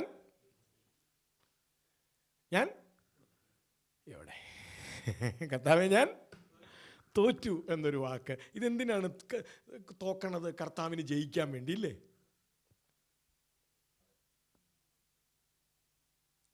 നമ്മളെ തോപ്പിച്ചിട്ട് പുള്ളിക്ക് അതൊരു മോശം ഏർപ്പാടല്ലേ? നമ്മൾ തോക്കുകയും പുള്ളി ജയിക്കുകയും. എന്തിനാ നമ്മൾ തോക്കേണ്ടത്? നമ്മൾ തോറ്റാൽ മാത്രമേ നമുക്ക് ആ ഷേപ്പ് കിട്ടുള്ളൂ. നമ്മൾ ഇവിടെ തോറ്റാലേ നമുക്ക് ആരുടെ ഷേപ്പ് കിട്ടുള്ളൂ? ദൈവ മകൻ്റെ ഷേപ്പ് കിട്ടുള്ളൂ. അതുകൊണ്ടാണ് നമ്മൾ ഇവിടെ നമുക്ക് വേണ്ടിയാണ്, അല്ലാതെ കർത്താവിന് നമ്മുടെ തോറ്റിട്ട് നമ്മുടെ മേൽ കയറി നിന്ന് വിജയം ആഘോഷിക്കാനൊന്നും വേണ്ടിയല്ല. നമ്മൾ തോൽക്കാതെ നമുക്ക് ദൈവമക്കളുടെ പദവി ഇവിടെ ആഘോഷിക്കാൻ പറ്റില്ല. Praise the Lord. അതുകൊണ്ടാണ് നമ്മൾ തോക്കുന്നത്. നമുക്ക് ഇച്ചിരി നേരം ഒന്ന് എഴുന്നേറ്റ് നിന്നുകൊണ്ട് പാടാം. നമ്മൾ ആ പഴയ പാട്ടില്ലേ, കണ്ണുകൾ തുറന്നു തരണേ എനിക്കേശുവിനെ കാണേണം. ഒരുമിച്ച് പാടാം. യേശുവിനെ കാണേണം, യേശുവിനെ കാണേണം, എനിക്കേശുവിനെ കാണേണം. തീവ്രമായി ആശിപ്പു ഞാൻ എനിക്കേശുവിനെ കാണേണം. സ്നേഹപിതാവേ കണ്ണുകൾ തുറന്നു തരണേ. ഒരുമിച്ച് പാടാം. സ്നേഹപിതാവേ കണ്ണുകൾ തുറന്നു തരണേ എനിക്കേശുവിനെ കാണേണം. യേശുവിനെ കേൾക്കണം, യേശുവിനെ കേൾക്കണം, എനിക്കേശുവിനെ കേൾക്കണം. തീവ്രമായി ആശിപ്പു ഞാൻ എനിക്കേശുവിനെ കേൾക്കണം. സ്നേഹപിതാവേ, സ്നേഹപിതാവേ കാതുകൾ തുറന്നു തരണേ. ഒരുമിച്ച് പാടാം. സ്നേഹപിതാവേ കാതുകൾ എനിക്കേശുവിനെ കേൾക്കണം, യേശുവിനെ ആസ്വദിക്കണം, എനിക്കേശുവിനെ ആസ്വദിക്കണം. തീവ്രമായി ആശിപ്പു ഞാൻ എനിക്കേശുവിനെ ആസ്വദിക്കണം. യേശുവിനെ ആസ്വദിക്കണം, യേശുവിനെ ആസ്വദിക്കണം, എനിക്കേശുവിനെ ആസ്വദിക്കണം. തീവ്രമായി ആശിപ്പു ഞാൻ എനിക്കേശുവിനെ ആസ്വദിക്കണം. സ്നേഹപിതാവേ, സ്നേഹപിതാവേ ഹൃത്തടം തുറന്നു തരണേ. സ്നേഹപിതാവേ ഹൃത്തടം തുറന്നു തരണേ എനിക്കേശുവിനെ ആസ്വദിക്കണം, എനിക്കേശുവിനെ കാണണം, എനിക്കേശുവിനെ കേൾക്കണം. കർത്താവേ, ഞങ്ങൾ തിരുവചനത്തിൽ കാണുന്നവരെല്ലാം തോറ്റവരാണ്. പക്ഷെ അവരുടെ തോൽവി അവരെ ഉയർത്തുകയാണ് ചെയ്തത്. പൗലോസ്ലീഹായെക്കുറിച്ച് വർണ്ണിക്കുന്നത് സ്വർഗം 3-ാം തട്ട് വരെ ഉയർത്തപ്പെട്ടവനെന്നാണ്. സാവൂൾ എന്ന മനുഷ്യൻ അവസാനം തോറ്റു. പത്രോസ് പുറത്ത് പോയി മനംനൊന്ത് കരഞ്ഞു, അയാളും തോറ്റു. തോറ്റവരൊക്കെയാണ് തിരുവചനത്തിൽ പിന്നീട് ഉയർത്തപ്പെട്ടത്. തോറ്റ ആ മനുഷ്യനെയാണ് പിന്നീട് പത്രോസേ, നീ പാറയാണ്, നീ എൻ്റെ കുഞ്ഞാടുകളെ മേയ്ക്കുക എന്ന് പറഞ്ഞ് ഏൽപ്പിച്ചത്. തോറ്റവരെ മാത്രമാണ്. ഫ്രാൻസിസ് അസീസി തൻ്റെ ഉടുതുണി ഉരിഞ്ഞ് അപ്പന് കൊടുത്തിട്ട് മെത്രാൻ്റെ മുമ്പിൽ ഉടുതുണിയില്ലാത്തവരായി നിൽക്കുന്നുണ്ട്. ഇപ്പോഴാണ് എൻ്റെ അപ്പൻ്റെ മകനാണ് ഞാനെന്ന് എനിക്ക് തോന്നുന്നത് എന്ന് ഫ്രാൻസിസ് അസീസി മെത്രാനോട് പറഞ്ഞു. ആ മനുഷ്യൻ തോറ്റു. അതുകൊണ്ട് 2-ാം ക്രിസ്തു എന്ന് പിന്നീട് അറിയപ്പെട്ടു. ധനവാന് തോക്കാൻ പറ്റിയില്ല, അയാൾക്ക് പിടിവിടാൻ പറ്റിയില്ല, അയാൾക്ക് അയാളുടെ പിടിവാശി ഉപേക്ഷിക്കാൻ പറ്റിയില്ല. അയാൾ പറഞ്ഞത് നടക്കാത്തതിൻ്റെ നൊമ്പരവുമായിട്ടാണ് അയാൾ തിരിച്ചു പോയത്. തോക്കാൻ പറ്റാത്ത മനുഷ്യൻ.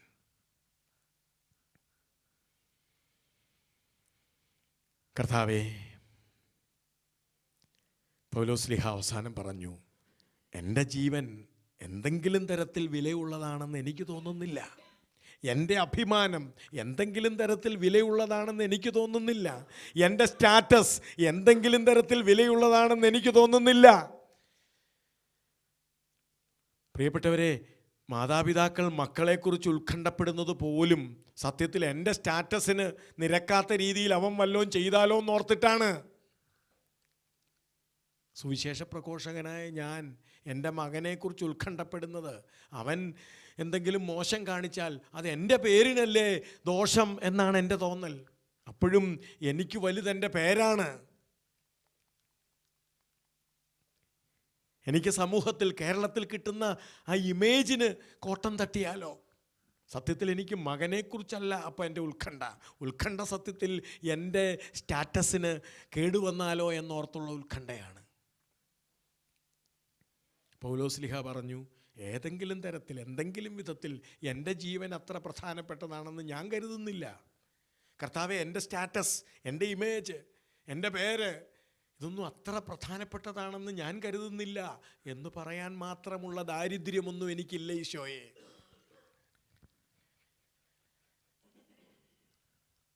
എൻ്റെ പിടിവാശികൾ ഉപേക്ഷിക്കാൻ എനിക്ക് പറ്റണില്ല. കർത്താവേ, നിൻ്റെ മുമ്പിൽ നിനക്കിഷ്ടമുള്ളത് എന്നോട് ചെയ്തോ എന്ന് പറയാൻ മാത്രം ദരിദ്രനാവാൻ, കാഴ്ചയുള്ളവനാവാൻ എൻ്റെ കണ്ണുകൾ തുറന്നു തരണമെന്ന് കർത്താവായ ഈശോയെ അങ്ങയോട് ഞങ്ങൾ പ്രാർത്ഥിക്കുന്നു.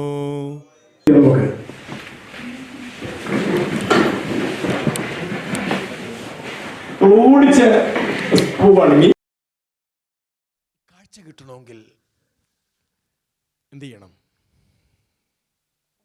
കർത്താവിൻ്റെ അടുക്ക് പോയി ഇരിക്കണം. എല്ലാ ദിവസവും 1 മണിക്കൂർ ഈശോയുടെ അടുത്ത് സ്വസ്ഥമായിട്ടിരിക്കുന്നവർ ഒന്ന് കൈപൊക്കിയേ. എല്ലാ ദിവസവും 1 മണിക്കൂർ സ്വസ്ഥമായിട്ട് ഈശോയുടെ അടുത്ത് പോയിരിക്കുന്നവർ. ഈ മറ്റേ റെയിൽവേ പാളത്തിൽ നിൽക്കൊണ്ട് നടന്നുകൊണ്ട് പ്രാർത്ഥിക്കുന്നവരുടെ കാര്യമല്ല ഞാൻ ചോദിച്ചേ. ആഫീസിലേക്ക് പോണ വഴിക്ക് പ്രാർത്ഥിച്ചുകൊണ്ട് ഇരിക്കുന്നവരുടെ കാര്യമല്ല ഞാൻ ചോദിച്ചേ. 1/2 മണിക്കൂർ ഒരു കേക്ക് മേടിച്ചുകൊണ്ട് വരും, നമുക്ക് അത് മുറിച്ചിത് അവസാനിപ്പിക്കാം.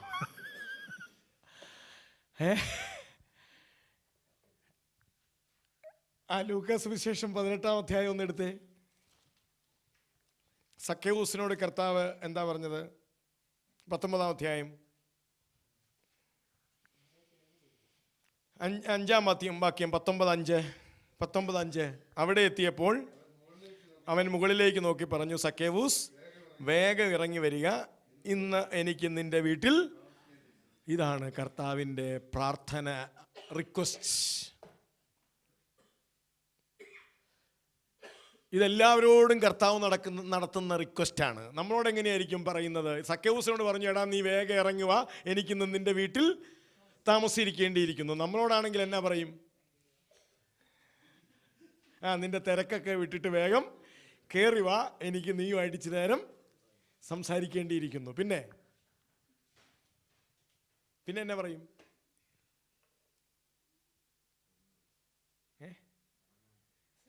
അല്ല,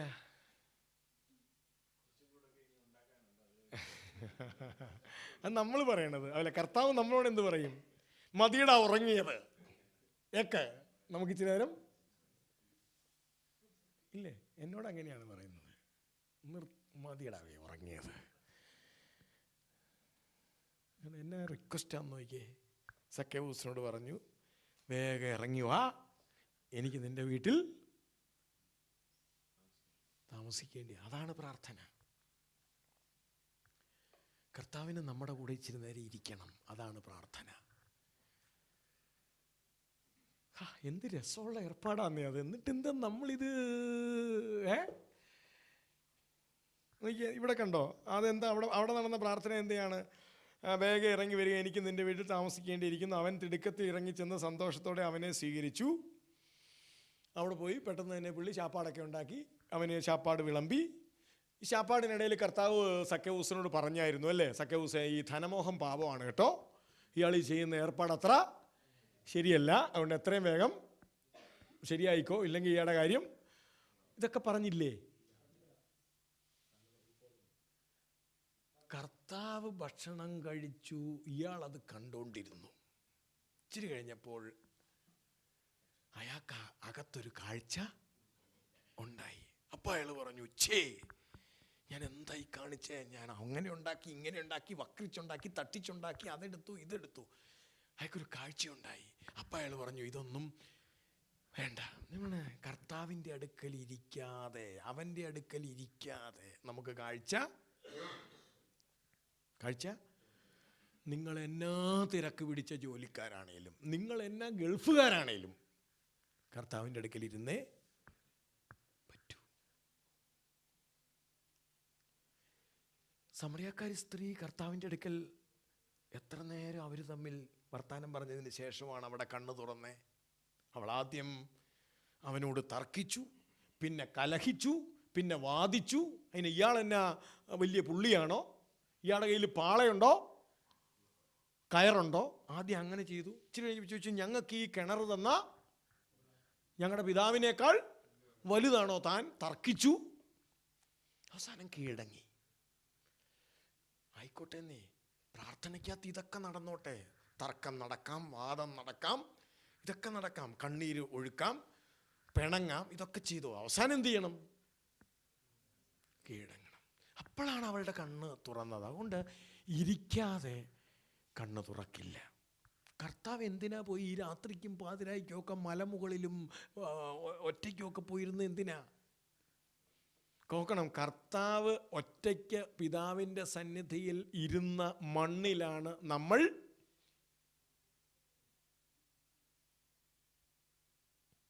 ഇരിക്കാതെ ജീവിക്കുന്നത്. കർത്താവായ യേശു മിശിഹ രാത്രിക്കും പാതിരായ്ക്കുമൊക്കെ എഴുന്നേറ്റ് ഒറ്റയ്ക്കിരുന്നു പിതാവിൻ്റെ അടുക്കൽ. ആ മണ്ണിലാണ് നമ്മൾ ആ പരിപാടി ചെയ്യാതെ ജീവിക്കുന്നത്. അല്ല, എൻ്റെ ഒരു ചോദ്യം, അരമണിക്കൂർ മാറ്റിവെക്കാൻ പറ്റാത്ത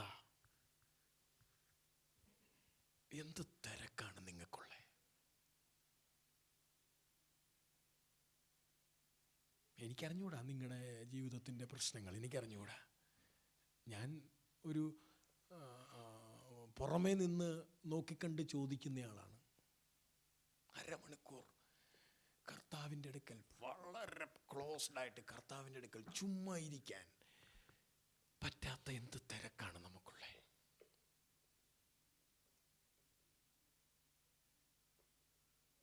കർത്താവ് 1 മണിക്കൂറെന്നാണ് ചോദിച്ചത്. ഞാനത് ഗൾഫുകാർക്ക് വേണ്ടി അരമണിക്കൂറാക്കി ചുരുക്കിയതാണ്. കത്തോലിക്ക സഭയുടെ മതബോധന ഗ്രന്ഥം നമ്മൾ ഒറ്റയ്ക്ക് കർത്താവിൻ്റെ അടുക്കൽ ഇരിക്കുമ്പോൾ സംഭവിക്കുന്ന 5 കാര്യങ്ങളെക്കുറിച്ച് പറയുന്നുണ്ട്. നമ്മൾ കർത്താവിൻ്റെ അടുക്കൽ ഒറ്റയ്ക്ക് ഇരിക്കുമ്പോൾ സംഭവിക്കുന്ന 5 കാര്യങ്ങളെക്കുറിച്ച് മതബോധന ഗ്രന്ഥം നമ്മളെ പഠിപ്പിക്കുന്നുണ്ട്. 2608, 2609, 2610, 2611, 2612 ഇങ്ങനെയുള്ള 6 പാരഗ്രാഫ്. 608, 609, 610, 611, 612, 5 ഈ ഒറ്റയ്ക്കിരിക്കുമ്പോൾ, കർത്താവിൻ്റെ അടുക്കൽ ഒറ്റയ്ക്കിരിക്കുമ്പോൾ നമുക്ക് ലഭിക്കുന്ന 5 കാര്യങ്ങൾ പറയുന്നുണ്ട്. ഒന്ന്, ഈ ഒറ്റയ്ക്കിരിപ്പ് ഹൃദയ പരിവർത്തനത്തിന് കാരണമാകും എന്നാണ് പറയുന്നത്. നമ്മൾ കർത്താവിൻ്റെ അടുക്കൽ ഒറ്റയ്ക്കിരിക്കുന്നത് വേണ്ടേ ഹൃദയ പരിവർത്തനം? അതോ ഹൃദയ പരിവർത്തനം പൂർണ്ണമായോ?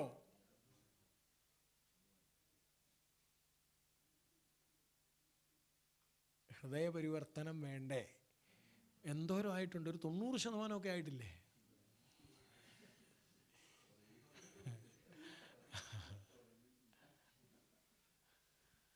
അതുകൊണ്ട് ഹൃദയ പരിവർത്തനം നോക്കിയേ, ഈ ഇരുന്നവർക്കൊക്കെയാണ് ഹൃദയ പരിവർത്തനം ഉണ്ടായതായിട്ട് നമ്മൾ വിശുദ്ധ ഗ്രന്ഥത്തിൽ കാണുന്നത്. ഒറ്റയ്ക്കിരുന്നവർക്കൊക്കെയാണ് ഹൃദയ പരിവർത്തനം ഉണ്ടായത്. അതുകൊണ്ടാണ് കർത്താവ് പറഞ്ഞത്, നിങ്ങൾ പ്രാർത്ഥിക്കുമ്പോൾ, മത്തായി സുവിശേഷം 5 വായിച്ച് 5, മത്തായി സുവിശേഷം 5 എന്നാ അവിടെ പറയണത്? മുറിയിൽ കയറി കഥ കടച്ച് 5:23-24 5:44-45 44-45 അത് 23-24 44-45 ഒക്കെ അത് തന്നെയാണ്. നോക്കിക്കേ, 23-24 ആദ്യം വായിക്കാം. 23-24 നീ ബലിപീഠത്തിൽ കാഴ്ചയിറക്കി വയ്ക്കുമ്പോൾ നിന്റെ സഹോദരനോ നിന്നോട് എന്തെങ്കിലും വിരോധമുണ്ടെന്ന് അവിടെ വെച്ചോർത്താൽ കാഴ്ചവസ്തു അവിടെ ബലിപീഠത്തിന് മുമ്പിൽ വെച്ചിട്ട് പോയി സഹോദരനോട് രമ്യപ്പെടുക. അപ്പോൾ നോക്കിയേ, എപ്പോഴാണ് ഈ സഹോദരനോടുള്ള നമ്മുടെ അലോസരത്തെ നമ്മൾ ഓർക്കുന്നത് അല്ലെ കാണുന്നത്? എപ്പോഴാണ്? ഒറ്റയ്ക്കിരിക്കുമ്പോൾ, കർത്താവിൻ്റെ അടുക്കൽ ഇരിക്കുമ്പോഴാണ് അത് കാണുന്നത്. 44-45 എന്താ പറയണേ? 44-45 എന്നാൽ ഞാൻ നിങ്ങളോട് പറയുന്നു, നിങ്ങൾ ശത്രുക്കളെ സ്നേഹിക്കുവിൻ, അങ്ങനെ നിങ്ങൾ നിങ്ങളുടെ സ്വർഗസ്വനായ പിതാവിൻ്റെ മക്കളായിത്തീരും. ഞാൻ പറഞ്ഞത്, നമ്മുടെ ഹൃദയത്തിൽ നമ്മൾ ഇപ്പോൾ ഉദാഹരണത്തിന് ഇതിനകത്ത് വെട്ടമുണ്ട്. ഈ വെട്ടത്തെ ഞാനിതിൻ്റെ ഒരു 10 ഇരട്ടി കൂടുതൽ ശക്തിയുള്ള ബൾബ് ഇതിനകത്തിട്ടാൽ നിങ്ങൾക്ക് ഈ ഭിത്തിയിലൊക്കെയുള്ള കൊച്ചു കൊച്ചു അഴുക്കുകൾ കുറേ കൂടി കണ്ടുപിടിക്കാൻ പറ്റില്ലേ? അല്ലെങ്കിൽ ഇതിനകത്ത് നിന്ന് ഒരു ലൈറ്റ് ആക്കുന്നു, ബാക്കിയെല്ലാം മാറ്റുന്നു. അപ്പോൾ ദേ ഈ കാണുന്ന ആ കറ കാണാൻ പറ്റുമോ? ഹലോ, ഇല്ല.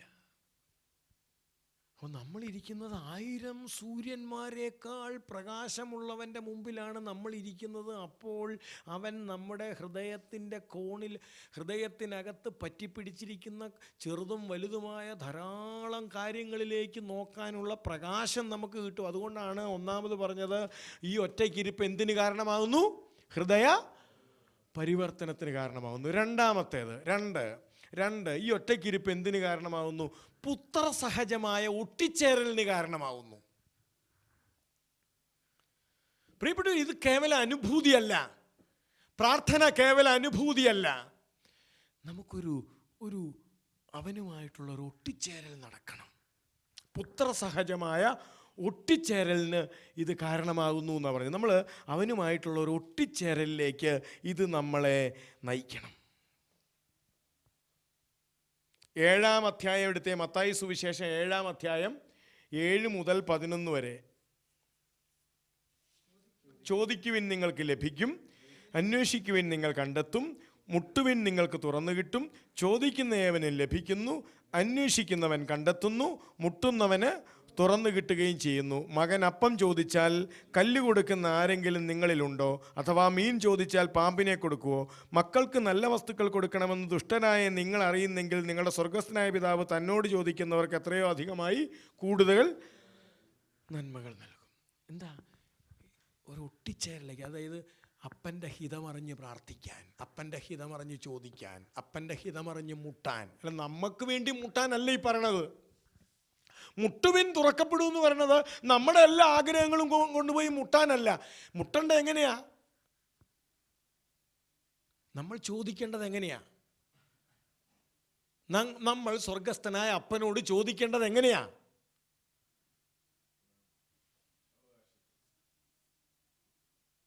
എല്ലാം നമ്മുടെ അവകാശമല്ലല്ലോ. എങ്ങനെയാണ് പ്രാർത്ഥിക്കേണ്ടത്? അപ്പൻ്റെ ഹിതമറിഞ്ഞ് വേണം പ്രാർത്ഥിക്കാൻ. അങ്ങനല്ലേ ഈശോ പ്രാർത്ഥിച്ച് പഠിപ്പിച്ച്? അങ്ങനെയല്ലേ? അപ്പ മാറ്റിത്തരണേ, എങ്കിലും എൻ്റെ ഇഷ്ടമല്ല. അപ്പം ഈ അപ്പൻ്റെ ഹിതമറിഞ്ഞ് വേണം പ്രാർത്ഥിക്കാൻ. പ്രിയപ്പെട്ടവരെ, അപ്പം അപ്പൻ്റെ ഹിതം അറിയണം, അതിന് കൂടെ ഇരിക്കണം. ഒരാളെ മനസ്സിലാക്കണമെങ്കിൽ എന്ത് ചെയ്യണം? കൂടെ ഇരിക്കണം.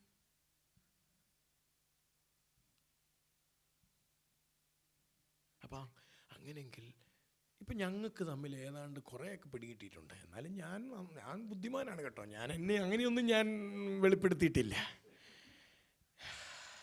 ഈ ഒരുമിച്ചുള്ള നടപ്പും ഇരിപ്പും വർത്താനവും ഒക്കെ ആയിട്ട് ഒരാഴ്ച കൊണ്ട് ഏതാണ്ട്. എന്താ കാരണം? അത് ഒന്നിച്ചായിരുന്നുകൊണ്ടാണ്.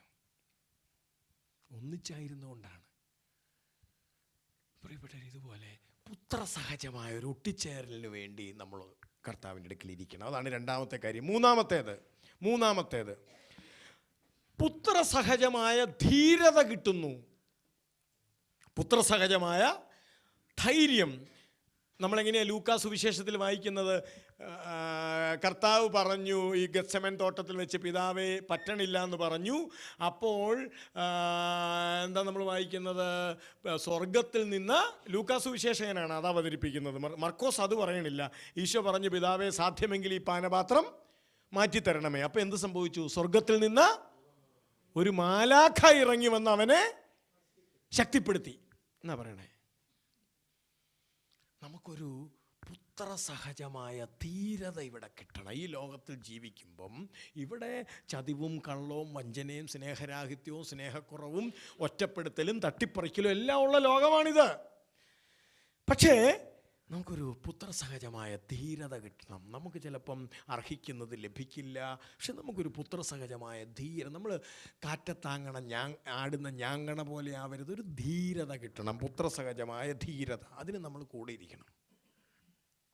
കർത്താവ് പിതാവിൻ്റെ സന്നിധിയിൽ കുറേ നേരം ഇരുന്നത് കൊണ്ടാണ് കർത്താവിന് ആ ധൈര്യം കിട്ടിയത്, കുരിശേ കയറാനുള്ള. അതാണ് നമ്മളതിനെ രണ്ട് രംഗമായിട്ട് കാണാം. ആദ്യത്തെ രംഗത്തിൽ കർത്താവ് പറയുന്നത്, പിതാവേ ഈ പാനപാത്രം എന്നിൽ നിന്ന് മാറ്റിത്തരണം. അടുത്ത രംഗത്തിൽ നമ്മൾ കാണുന്നത് ബോൾഡായ ഒരു കർത്താവിനെയാണ്. ഇത് പ്രിയപ്പെട്ടവരെ നമ്മുടെ പ്രാർത്ഥനയുടെ ഫലമായിട്ടാണ് മതബോധന ഗ്രന്ഥം പറയുന്നത്. നമുക്കൊരു പുത്രസഹജമായ ധീരത കിട്ടണം. മൂന്നാമത്തെ കാര്യം. 4 ഈ ഇരിപ്പ്, അവൻ്റെ അടുക്കലുള്ള ഈ ഇരിപ്പ് ദൈവിക പദ്ധതിയുമായി സഹകരിക്കുന്നതിന് നമ്മളെ പ്രാപ്തരാക്കുന്നു. ദൈവത്തിൻ്റെ പദ്ധതിയുമായി സഹകരിക്കുന്നതിന് നമ്മളെ പ്രാപ്തരാക്കുന്നു. ഞാൻ പറഞ്ഞില്ലേ, കേവല ഉപരിപ്ലവമായ അനുഭവങ്ങൾ അല്ല നമുക്ക് വേണ്ടത്. നമ്മൾ ബോൾഡാവുകയാണ്. ദൈവത്തിൻ്റെ പദ്ധതികളോട് നമ്മൾ സഹകരിക്കുന്നു. ഈശോ പിതാവിൻ്റെ പദ്ധതിയോട് സഹകരിച്ചു. പിതാവേ എൻ്റെ ഇഷ്ടമല്ല നിൻ്റെ ഇഷ്ടം നിറവേറട്ടെ. അപ്പം മുതൽ പിന്നെ യഹൂദർ കൈ എടുത്ത് നീട്ടി വെച്ചു, അവൻ വെച്ചു കൊടുത്തു. അവൻ വലിച്ചില്ല. അവർ കൈയെടുത്ത് വെച്ചു, കാലെടുത്ത് വെച്ചു, അവൻ വെച്ചു കൊടുത്തു. തുണി ഉരിഞ്ഞു, അവൻ നിന്നു കൊടുത്തു. സഹകരിക്കുവാണ്. അപ്പൻ്റെ പദ്ധതികളോട് സഹകരിക്കുകയാണ് ഈശോ അവിടെ ചെയ്യുന്നത്.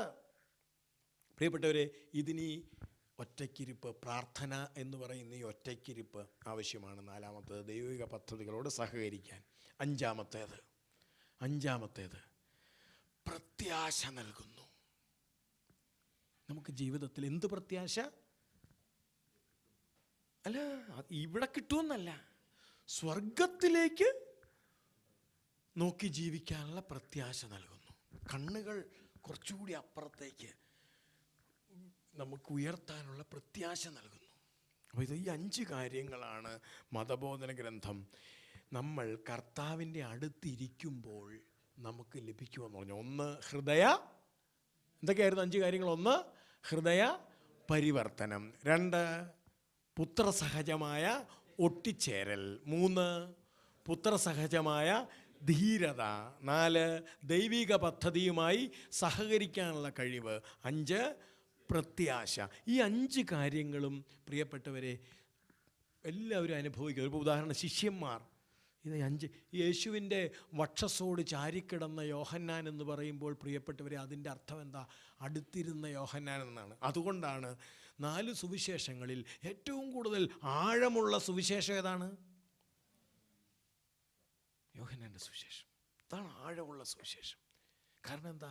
യോഹന്നാൻ കൂടെ ഇരുന്ന് ആ പുത്രസഹജമായ ഒട്ടിച്ചേരൽ അനുഭവിച്ച ആളാണ്. ഇനി പത്രോസ് അനുഭവിച്ചത് എന്താ? പുത്രസഹജമായ ധീരത അനുഭവിച്ചയാളാണ്.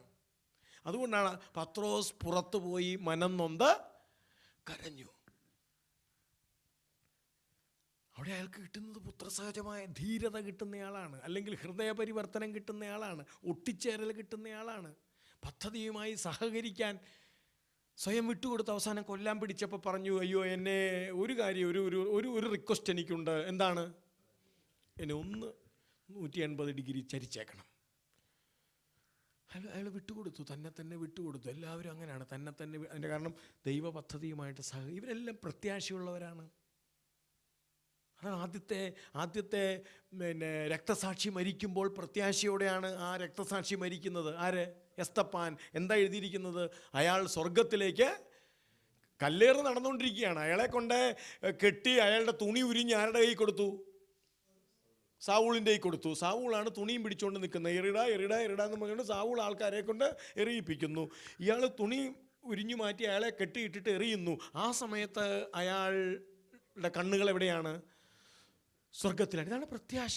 ഇതൊന്നും നഷ്ടമല്ലെന്ന്. ഇവിടുത്തെ ഈ കൊച്ചില്ലായ്മയൊന്നും ഒരു നഷ്ടം അല്ലെന്ന് പ്രത്യാശ. അപ്പം അതുകൊണ്ട് പ്രിയപ്പെട്ടവരെ, നമ്മൾ കർത്താവിൻ്റെ സന്നിധിയിൽ ഏറ്റവും കുറഞ്ഞത് അരമണിക്കൂർ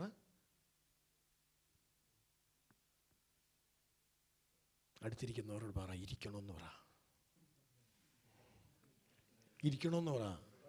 ഈ സൈസ് കോപ്രായം കൊണ്ട് നടന്നിട്ട് കാര്യമില്ല. ഇരിക്കണമെന്ന് പറ. ധൈര്യമായിട്ട് പറഞ്ഞു. നിങ്ങൾക്ക് പറയാനുള്ള എല്ലാ യോഗ്യതയുണ്ട്.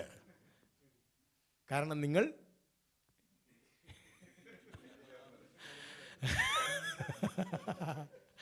അല്ല, ഞാൻ പറഞ്ഞത് പ്ലീസ് ഇരിക്കണം.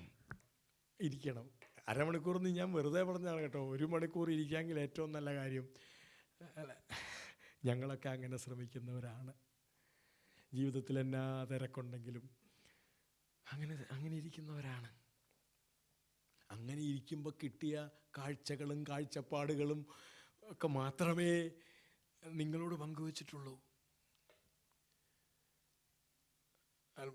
പുസ്തകം വായിച്ച് കിട്ടിയ ആശയങ്ങളൊന്നും നിങ്ങളോട് പങ്കുവച്ചിട്ടില്ല. ഒറ്റയ്ക്ക് ഇരുന്ന് അവൻ്റെ അടുക്കലിരുന്ന് ചിലപ്പോൾ കരയുമ്പം, അവൻ്റെ അടുക്കലിരുന്ന് ചിലപ്പോൾ പരാതി പറയുമ്പം, സത്യത്തിൽ നിങ്ങളുടെ ഏത് വികാരവും അവനോട് പ്രകടിപ്പിക്കാം കേട്ടോ. ഇനി വേണേ വായിച്ചു വെച്ച് 4 പറഞ്ഞോ, ഇയാൾ എന്നാ കണ്ടോണ്ടിരിക്കുവാന്നോ ചോദിച്ചോന്നേ. ചോദിച്ചാലും പുള്ളിയോടല്ലേ ചോദിക്കുന്നേ. എല്ലാ വികാരങ്ങളും എക്സ്പ്രസ് ചെയ്യേണ്ട സമയമാണ് നമ്മുടെ ഈ ഇരിപ്പിൻ്റെ സമയം. ഞാൻ മടുത്തെന്ന് പറയണമെങ്കിൽ അങ്ങനെ പറയണം. ഞാൻ മടുത്ത്, കാത്തിരുന്ന് മടുത്ത്. എന്ത് ഏർപ്പാടായി ഇതെന്ന് ചോദിക്കണമെങ്കിൽ അങ്ങനെ ചോദിക്കണം. ഇച്ചിരി കഴിയുമ്പം അല്ല കുഴപ്പമില്ല കേട്ടോ എന്ന് നിങ്ങൾ തന്നെ ചിലപ്പം പറയും. അപ്പം അതുകൊണ്ട് പ്രിയപ്പെട്ടവരെ, നമ്മൾ നമ്മുടെ പഞ്ചേന്ദ്രിയങ്ങളെ കർത്താവിന് സമർപ്പിച്ച്, അതുകൊണ്ടാണ് ഈ പ്രാർത്ഥനയ്ക്ക് മുമ്പ് നമ്മുടെ കണ്ണും കൈയും കാലും കാതും മൂക്കും ഒക്കെ നമ്മൾ കർത്താവിന് കാരണം നമ്മുടെ പഞ്ചേന്ദ്രിയങ്ങളെ കർത്താവിന് സമർപ്പിച്ച് പിന്നെ നമ്മുടെ ഹൃദയമാണ് തുറക്കുന്നത്. ആ ഹൃദയത്തോടാണ് കർത്താവ് സംവദിക്കുന്നത്. ആ ഹൃദയത്തിലേക്കാണ് കർത്താവ് തൻ്റെ സ്നേഹമൊഴുക്കുന്നത്. ആ ഹൃദയത്തെയാണ് കർത്താവ് പ്രാർത്ഥനയുടെ സമയത്ത് ഉണർത്തുന്നത്. ചിലപ്പോൾ ആ സമയത്താണ് നമ്മൾ കർത്താവിൻ്റെ സ്വരം നമ്മുടെ ഉള്ളിൽ കേൾക്കുന്നത്. അവിടെ വെച്ചാണ് നമ്മൾ ബോൾഡാവുന്നത് അവിടെ വെച്ചാണ് പ്രിയപ്പെട്ടവർ നമുക്ക് പുത്രസഹജമായ ഒട്ടിച്ചേരൽ കിട്ടുന്നത്. അവിടെ വെച്ചാണ് നമുക്ക് ഹൃദയ പരിവർത്തനം കിട്ടുന്നത്. അവിടെ വെച്ചാണ് നമ്മൾ ഈ പ്രത്യാശയിലേക്ക് ഉയർത്തപ്പെടുന്നത്. അവിടെ വെച്ചാണ് നമ്മൾ ദൈവത്തിൻ്റെ പദ്ധതിക്ക് സഹകരിക്കാൻ വേണ്ടി ആമേൻ പറയുന്നത്. അതുകൊണ്ട് നാളെ മുതൽ എനിക്ക് ഉത്തരം കിട്ടിയില്ല.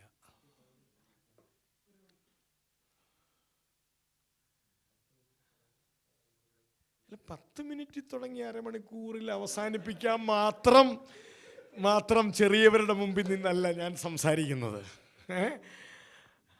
അത് ഡിവൈൻ കേന്ദ്രത്തിൽ ആദ്യമായിട്ട് ധ്യാനം കൂടാൻ വരുന്ന ആളോട് പറയേണ്ട കാര്യമാണ്. ഇത് PhD എടുത്ത ആൾക്കാരാണ് ഇവിടെ ഇരിക്കുന്നത്. അപ്പോൾ അവരാ പറയണത് ഞങ്ങൾ 10 തുടങ്ങി 5 അവസാനിപ്പിക്കാം. അല്ല, നമുക്ക് ഒരാഗ്രഹം വേണം കേട്ടോ. ചില ആൾക്കാർ പ്രാർത്ഥിക്കാനിരിക്കുന്നത് ഞാൻ കണ്ടിട്ടുണ്ട്. ഇവിടെയല്ല, ഹൈ റേഞ്ചിലൊക്കെ. അതായത് രാത്രി മുഴുവൻ ഉറങ്ങിക്കൊണ്ടിരുന്ന ആ പുതപ്പെടുത്ത് കംപ്ലീറ്റ് ഇങ്ങനെ പുതച്ച് മൂക്കിൻ്റെ അവിടെ മാത്രം 2 ഹോള് വരത്തക്ക രീതിയിലിരുന്ന് ആണ് പ്രാർത്ഥിക്കുന്നത്. രാത്രി മുഴുവൻ ഉറക്കിയ പുതപ്പിന് അപ്പോഴും ഒരു ടെൻഡൻസി ഉണ്ട്. എന്തോന്ന്? ഉറക്കുക. അവസാനം നമ്മളിങ്ങനെ ഇരുന്നിരുന്ന് സമാധി അടഞ്ഞ് ഭാര്യ ഓയ് പോയി എന്ന് തട്ടി വിളിക്കുമ്പോൾ സ്തോത്രം സ്തോത്രം സ്തോത്രം സ്തോത്രം സ്തോത്രം. ആ പരിപാടി കാരണം ഞാൻ പറഞ്ഞത് ഇത് നമ്മുടെ ആവശ്യമാണിത്. അതുകൊണ്ട് മുട്ടേ നിൽക്കുക, കൈ വിരിക്കുക. ഞാൻ 10ാം ക്ലാസ്സിൽ പഠിച്ചപ്പോൾ ഉറക്കം വരാതിരിക്കാൻ വേണ്ടിയിട്ട് കാല് വെള്ളത്തിൽ ചരുവത്തിനകത്ത് വെള്ളം എടുത്ത് വെച്ച് അതിനകത്തിരുന്ന് പഠിച്ചയാളാണ്. മാർക്ക് മേടിക്കാൻ വേണ്ടിയിട്ടാണിത്. അത്രയെങ്കിലും 10ാം ക്ലാസ്സിൽ പഠിക്കുമ്പോൾ മാർക്ക് മേടിക്കാൻ വേണ്ടി അത്രയും ചെയ്ത ഞാൻ പ്രാർത്ഥിക്കാൻ ചരുവത്തിൽ വെള്ളം എടുത്ത് വെച്ചില്ലെങ്കിലും അതിൻ്റെ പകുതിയെങ്കിലും ചെയ്യണ്ടേ? അതുകൊണ്ട് പ്രിയപ്പെട്ടവർ, നമ്മുടെ ആവശ്യമാണിത്. കർത്താവിൻ്റെ മുമ്പിലിരിക്കുക. Praise the Lord. ഒരു തീരുമാനമെടുക്കണം നിങ്ങൾ ഓരോരുത്തരും. എന്ന് പ്രാർത്ഥിക്കാനൊരു സമയം വേണം, പ്രാർത്ഥിക്കാനൊരു സ്ഥലം വേണം. എല്ലാ ദിവസവും 1 മണിക്കൂർ ഏതെങ്കിലും ഒരു സമയത്ത് പ്രാർത്ഥിച്ചോളാം എന്ന് തീരുമാനിച്ചാൽ അത് നടക്കില്ല. നിങ്ങളുടെ ജോലിയുടെ ടൈം ടേബിൾ നിങ്ങൾക്കറിയാം, തിങ്കൾ നിങ്ങളുടെ ടൈം ടേബിൾ നിങ്ങൾക്കറിയാം, ചൊവ്വ നിങ്ങളുടെ അറിയാം, ബുധൻ നിങ്ങളുടെ അറിയാം. അപ്പോൾ നിങ്ങൾ അതനുസരിച്ച് നിങ്ങൾ ടൈം ടേബിൾ ഉണ്ടാക്കണം. കൃത്യമായിട്ട് കർത്താവിൻ്റെ സന്നിധിയിലിരിക്കണം. ഇക്കാര്യത്തിൽ നമ്മൾ അലംഭാവം കാണിക്കരുത്. ഇക്കാര്യത്തിൽ നമ്മളൊരു ഇറഗുലാരിറ്റി കാണിക്കരുത്. ഇക്കാര്യത്തിൽ പ്രിയപ്പെട്ടവരെ നമ്മൾ പിശുക്ക് കാണിക്കരുത്. ഇക്കാര്യത്തിൽ ധാരാളിത്തം കാണിക്കണം. നമുക്ക് എല്ലാത്തിനും സമയമില്ലേ? ആഴ്ചയിൽ ഒരിക്കലെങ്കിലും നിങ്ങൾ ഭക്ഷണം കഴിക്കുന്നില്ലേ?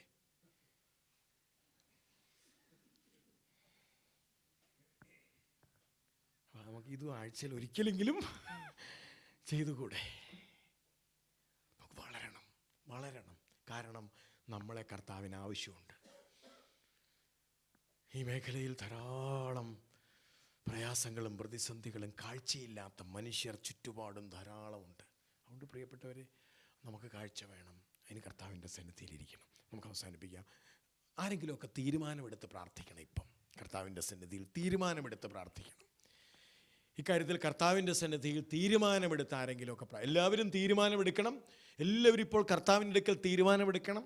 ഞാൻ ഏത് സമയത്താണ് എല്ലാ ദിവസവും കർത്താവിൻ്റെ കൂടെ ഇരിക്കുന്നത് എന്ന് നിങ്ങൾ തീരുമാനിക്കണം. ഇപ്പോൾ ഈ സമയം കർത്താവിൻ്റെ കൂടെ ഇരിക്കാനായിട്ട് ഞാൻ എടുക്കുന്ന സമയം അരമണിക്കൂറാണെങ്കിൽ ആ അരമണിക്കൂർ ഞാൻ എപ്പോഴാണ് കർത്താവിൻ്റെ അടുക്കൽ ഇരിക്കുന്നത്, ഞാനും എൻ്റെ കർത്താവും തനിയെ ഞങ്ങൾ ഒരുമിച്ച് ഇരിക്കുന്ന സമയം എപ്പോഴാണ് എന്ന് തീരുമാനമെടുക്കണം. എന്നിട്ട് ആരെങ്കിലും 2-3 പേര് കർത്താവിൻ്റെ അടുക്കൽ ആ തീരുമാനങ്ങളെ ഉയർത്തി പ്രാർത്ഥിക്കണം.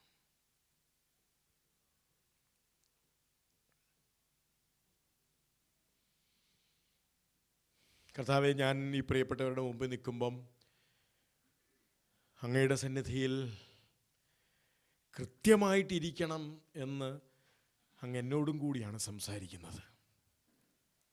ചില ദിവസങ്ങളിൽ എൻ്റെ ക്ഷീണം ഞാൻ തന്നെ വേണ്ടെന്ന് വയ്ക്കുന്ന കർത്താവേ, ഞാൻ കുറച്ചുകൂടി സീരിയസ് ആയിട്ട് ഇതിനെ കാണണം. ഇത്രയും നിസ്സാരവൽക്കരിക്കരുത്, ഇത്രയും ഞാൻ അവഗണിക്കരുത്. അല്പം കൂടി ഗൗരവമായിട്ട് ഈ ഇരിപ്പിനെ ഞാൻ കാണണം. കർത്താവായ ഈശോയെ, എല്ലാ ദിവസവും കർത്താവെ അങ്ങയുടെ സന്നിധിയിൽ ഇരിക്കാൻ ഞാൻ നിനക്ക് വാക്ക് തന്നിട്ടുള്ളൊരു സമയമുണ്ട്. നീ എന്നെ ആ സമയത്ത് വിളിച്ചുണർത്തുന്നുമുണ്ട്. 4 മണിക്ക് എന്നെ നീ വിളിച്ചുണർത്തുന്ന സമയമാണ്. കർത്താവായ ദൈവമേ, അങ്ങയുടെ കൂടെ ഇരിക്കാൻ എനിക്ക് കൃപ നൽകണമെന്ന് അങ്ങയോട് ഞങ്ങൾ പ്രാർത്ഥിക്കുന്നു.